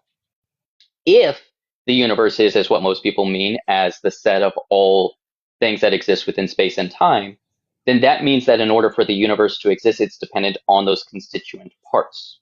Therefore, it is not identical to its existence. It's kind of like saying red is the same as the set of all things that are red. Well, no, red in and of itself is distinct from the set of all things that have redness. And so either the universe is the equivalent to existence and isn't the set of things, or it is the set of existing things. So we can't say that it's identical to existence. Now, if it's the premise set of all 3, existent things, it's not identical to existence. because the sets by nature are compositions. And if from what I know about sets, they're just a collection of elements. Mm-hmm. And that's what a composition is. It's a collection of properties, a collection of elements. It's a collection of actually, you're right. things. Yeah.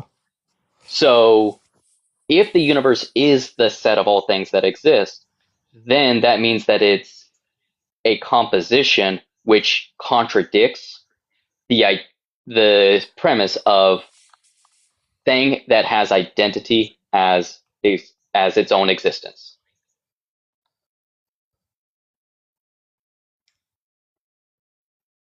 Really? Mm-hmm. Because what the set is, it's like, hey, CT has existence, so he's in this set. Euler has existence, so he's in this set. We're two different things. Now we're composing this one set. Therefore, it's not existence on its own. It is the collection of things that have existence. The independent thing, I'm arguing, has to have its identity as its existence. It can't be the set. That's why I don't think it's the universe. Whoa. Okay. I think that step is probably the incorrect step, but that's just my And intuition. I don't well, know why. Yeah. I will say, this premise still needs some work. There's two things that I need to go through is in order to strengthen this premise. But if one rejects priority monism, and if one rejects the existence of brute contingencies, then the argument does follow. But I haven't shown why one should reject those two positions as of yet. That's something that I need to work on, and I didn't realize it until Sunday. But I reject brute contingencies, and I reject priority monism, which is why this argument works for me. But I want this argument to work for others as well, so I got to work on those aspects of it for this argument. Okay. Yeah, I definitely learned a lot, but I gotta think about that last thing you said, that it cannot, if it's the set, then it cannot be existence in of itself. Well, that gets into what, because my claim here is that the independent thing has no properties other than its existence.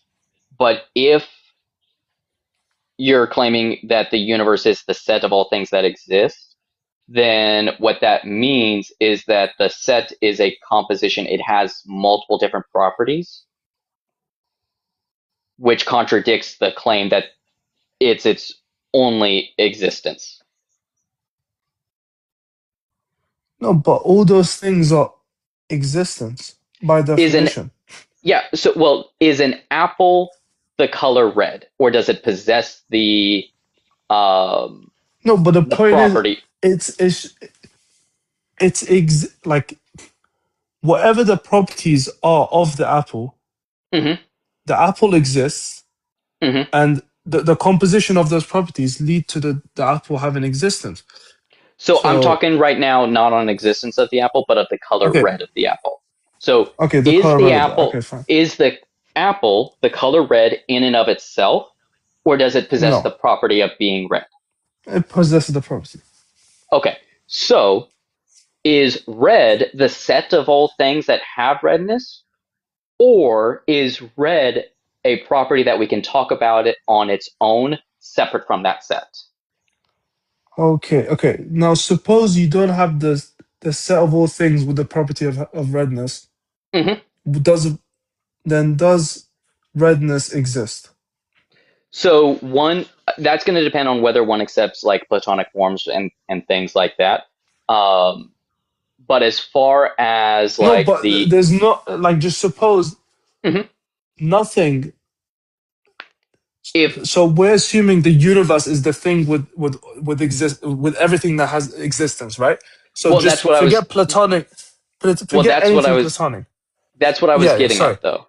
That's what I was getting Okay, at though, is that okay, the set is just the collection of the things. All right.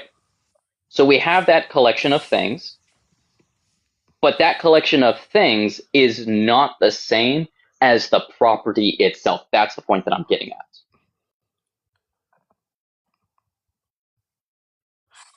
but I'm saying the property itself Does it? Can we even does the property itself, does it even have a definition if that set didn't exist? It can. Like we have the null or empty set, which is defined by nothingness. Remember, we're working under the context that Yeah, the universe is the collection of all things that exist. So we're not talking right. about any Platonic forms. Yeah, and I wasn't talking about that. You have the null set, which is defined Yeah. by nothingness. It's an empty set. And we can Yeah. talk about that empty set even though there's nothing with the property of nothingness. Nothingness doesn't exist, yet we can still talk about it.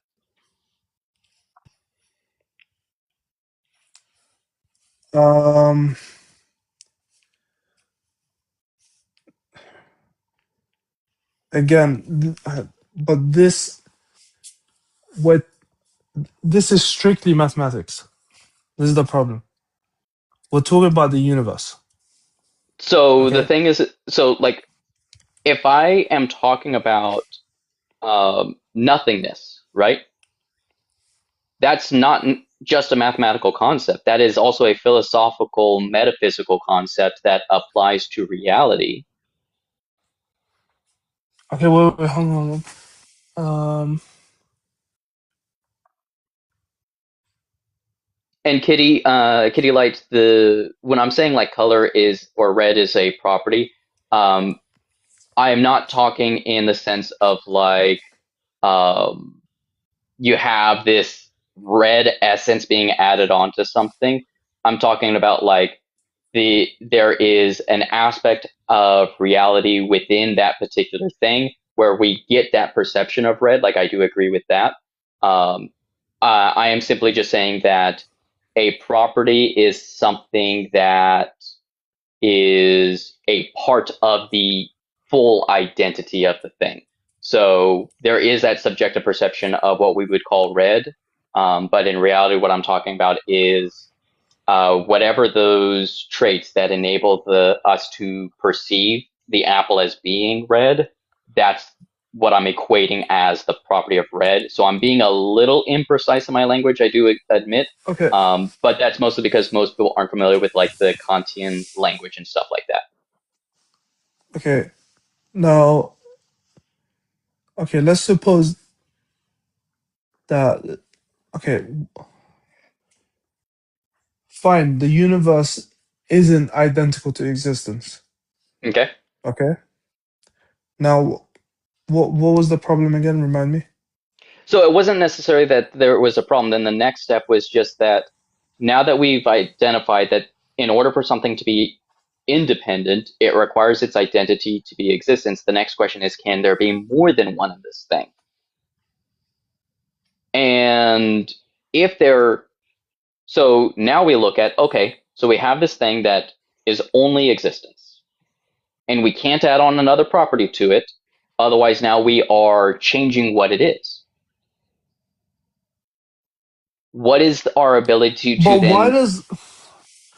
why does existence have to be a property? So it's Like, not why that does it have to be existence. added on like it's a property like that? So it's not. No. I'm not saying that that existence is being added on. I'm saying we now have something that has existence on its own. All right. Now we want to add something No, but onto existence. so the dependent thing has only the property that it's the independent thing, sorry, has only the property that it's existence. I Okay. wouldn't necessarily use like I use property here in the sense of like there's only one thing that it has. No, but I think this is where this is like I think this is what the problem is that you're thinking of existence as a property of a thing. Not quite, because this argument is meant to show and work within the idea that for things like you and I, existence is not a property because it doesn't add on anything to our identity. It just actualizes our identity. But What? so what I'm, so this is meant to work within a Kantian framework. And what I'm trying to do is show that even if existence is not a property, we still require, as the ultimate grounding of all of reality, something where its identity is identical to the fact that it exists.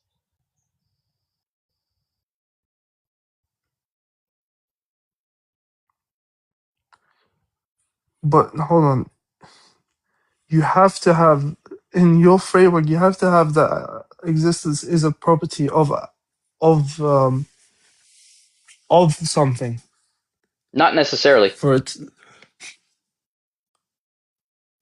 Okay, then I don't. Okay, hold on. There has to be a contradiction then. Okay. Okay. So, Then the so if it's universe. The universe. Then what's wrong with? Then what's wrong with the universe as a whole so that's the not having priority the property of that's being the identical to existence? that's the priority monism that I was talking about that I need to look into, and that's the one that denies the universe as the set of all things existing. Okay.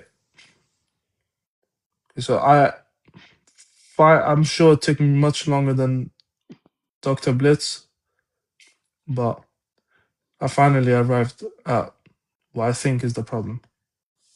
Well, I mean, like I said, Dr. Blitz doesn't necessarily say that there was anything like wrong with what I'm saying. What he posited was 3 possible errors. It could be that this is a Yeah. category error that I need to look into to make sure I'm avoiding that. And then if priority monism is with what category error with what existence and just whether we can even claim that existence can have an identity, which is effectively what I'm claiming here. Yeah, that makes sense. So he's saying you might need to support that a little bit more. Priority monism would have it where it could still be the case that the universe in and of it, because the dependence or the parts are dependent on the whole, whereas the approach that I was going is that the whole is dependent on the parts. If Yeah. the parts are dependent on the whole, then it could be the case that the universe is still ultimately foundational, even if it doesn't have existence as its own identity. So I need to look into that. And then the third one is the brute contingency. But if I'm able to answer and show that it's not a category error, and show why one shouldn't accept priority monism, and why brute contingencies aren't the case, which I already do all of these 3. I just need to convince others on it. But for these 3, once those are resolved, Yeah, the rest of the argument what does follows. it even mean for existence to be an identity? So What would that even mean? Like, all identity is it's answering the question of what you are. So if I was to ask you, what are and you? what does it mean for existence to be the identity? If I was to look at something and I say, hey, what are you? The answer Right. would be existence. No, but So to point to scripture a little bit, no. because I do no. Hold on, because I'm sorry. it's not going where you think it is. Okay. You've trusted fine. me this long, and so the I've fact that trusted you. Yeah, and I've actually learned a lot from you. and so the fact, just because I'm appealing to scripture, I'm not saying because the Bible said it, it's therefore true. The reason why I was going to point to scripture is because I do believe that this God whose identity is pure existence is the God of the Bible. And you ask, what would it mean then to answer the question of my identity is my existence? Is when Moses asks God at the burning bush, what should I Yeah. tell the people who sent me? When God says, tell him that my name is, the word name there isn't like, oh, hi, my name is Catholic Thinker. It's no, this is my identity. This is what I am. Tell him what I am. And his answer to the question of what are you is I am that I am. I am has sent you. That's how something that has identity as its existence would answer the question of what are you? I am.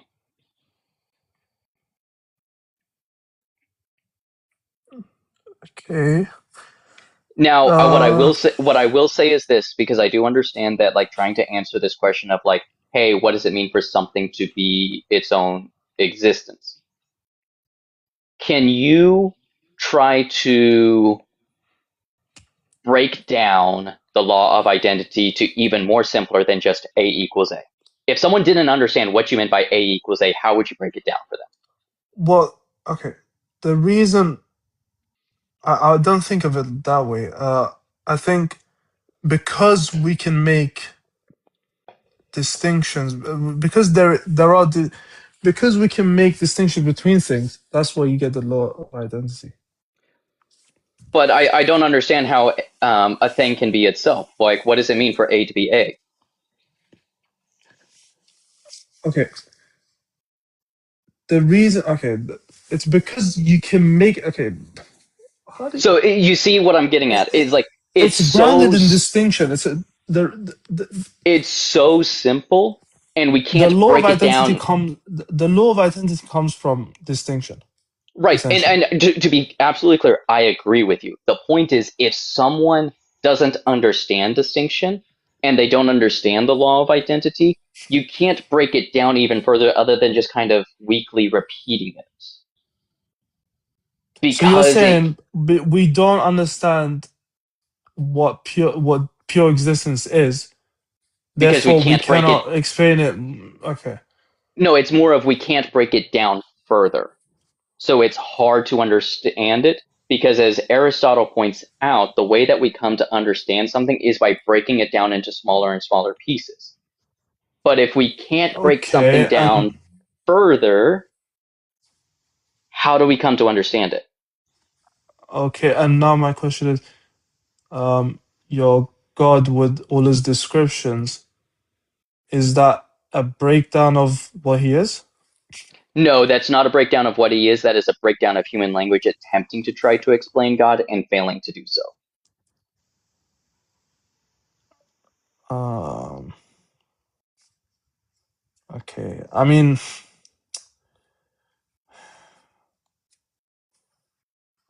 in that case, like, why did God make it like this, right? That's almost like asking, why did God make himself the way that he is, which isn't No, the but case. why did he make it not possible to comprehend what he is? Can a can a dog understand quantum mechanics? No. Okay. In principle, it can, though. But you're saying in principle we can't understand what God is. It's That's the not that problem. no, it's not that in principle we can't. I am saying it's hard to. No, you're saying we can't because we can't break it down. That's what No, you no, no, said. no. I said it's hard to explain it because we tend to understand things by breaking it down. But just like how we can have self-evident truths that we can understand without needing to break them down, God can't be broken down, but that doesn't mean that we Okay, can't but understand it. when we have self-evident truths, like for example, when me and you see the color blue, okay, So that's we not what a can't really break self-evident it down truth is. to. That's not what a Okay, sorry. self-evident truth is. A Give me self-evident an truth example. is the law of identity, as an example. The law of identity is a self-evident truth. Um, Now, God is not self-evident, but he is simple to where we can't break it down.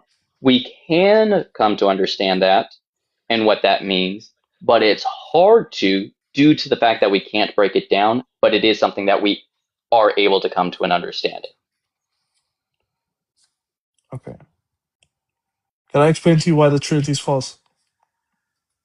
That's not the purpose of this conversation. Like the the question of the like all of the stuff that I said is also accepted by Judaism and Islam. So while it might score a point on Christian theology, But you you're would still need, Christian, that's why. and that's fine. But my Christian faith and belief isn't the topic of the conversation. It's the belief in God. But I think, like, what's the point? Okay, fine. Let's suppose you get to the conclusion like that you want. Why is it then your God? That's much further down the road and I is something know. that I'm Because I can disprove Christianity. I think, like, what's the point of you doing all this? You're because proving that. a lot of people disagree with this, and I want to talk about this. I feel like it's like, okay, wouldn't it be easier to disprove your belief, to try to disprove your belief, than to prove something so much larger, like a statement so much stronger than your belief? There's people who disagree with this, like I said, and there are people who say that it doesn't matter what you believe and what kind of God you believe in, it's irrational, and I those are the think. people I want to talk to. I want to Can I come talk at to the this from ones a that are different angle? I feel like it's pointless to even. It's a. No, I can't word it. Okay, it's pointless to even talk about this without specifying the God. not necessarily, because there are people who make a broad claim that all God beliefs, doesn't matter, all God beliefs are irrational. Those are the people I want to And what talk do you to. call those people? Because they're not atheists. Oh no, like there are, like sometimes they'll call themselves strong atheists, but like in the academic circles, you have atheists who Mm-hmm. positively say that there is no God. Therefore, and there are some who will go, like, not all of them will say that all God beliefs are irrational, but a lot of them will say that because there is no God, all God beliefs are I take irrational. atheism to just mean it's just to just be the psychological state of not being convinced by religion. That in If they're academic, making a positive claim, then in that case they're taking they have to take a specific God and disprove not it. necessarily, not necessarily. The point that you were talking about, like the psychological state of not taking a position, in academic circles, that's called agnosticism. And then you have theism, which is the positive statement that there is a God. Nowadays, you have a lot of people outside That's of the not academics. agnosticism. Yes, it is. The definition of agnosticism is not making a position on the God topic. The definition of atheism in Yeah, academic. it's not being convinced. No, no, no, no, no. Uh, So the thing with atheism in academic circles, in fact, let me get. So this is a Not being introductory. convinced is a psychological state. Just Yeah, but that's agnosticism, not atheism. But the point that I was getting at is, um, what? so let me get Really? it. Are you sure? Yes, because every single philosophical textbook that I have found, in fact, there is one written by an atheist, um, or what you would call an atheist, um, has in his philosophical textbook, his name is Michael Huemer, there are three positions one might take about the existence of God. Theism, God exists. Atheism, God does not exist. Agnosticism, I don't know whether God exists. Every single academic textbook has those three definitions. No, but not being convinced is not saying I don't know. Not being convinced is not the question. If you are you convinced that are you convinced that a God exists? No. Are you convinced that a God does not exist? Yes. So you are convinced that God does not exist. Because I'm not convinced that God exists, so therefore I'm convinced that God doesn't Oh, exist. so let me put it to you like this. Do aliens exist? Yes. Okay, what is your evidence for that? um, but it's not what it's not about like the my reasoning for why I think aliens might exist. It's So just then, if you don't have a reason for it, by your same standards that you're applying for this, No, I do have reasons, but it's not. That's not the point. well, no, that's what I'm getting at though, is like one can have reasons to think aliens exist, and one can have reasons that aliens don't exist, and one can be not convinced by both positions. It is possible to be agnostic on the question of whether or not aliens exist because you don't know whether they do or not. So just because you're not convinced that aliens don't exist does not necessarily mean that you are convinced that they do.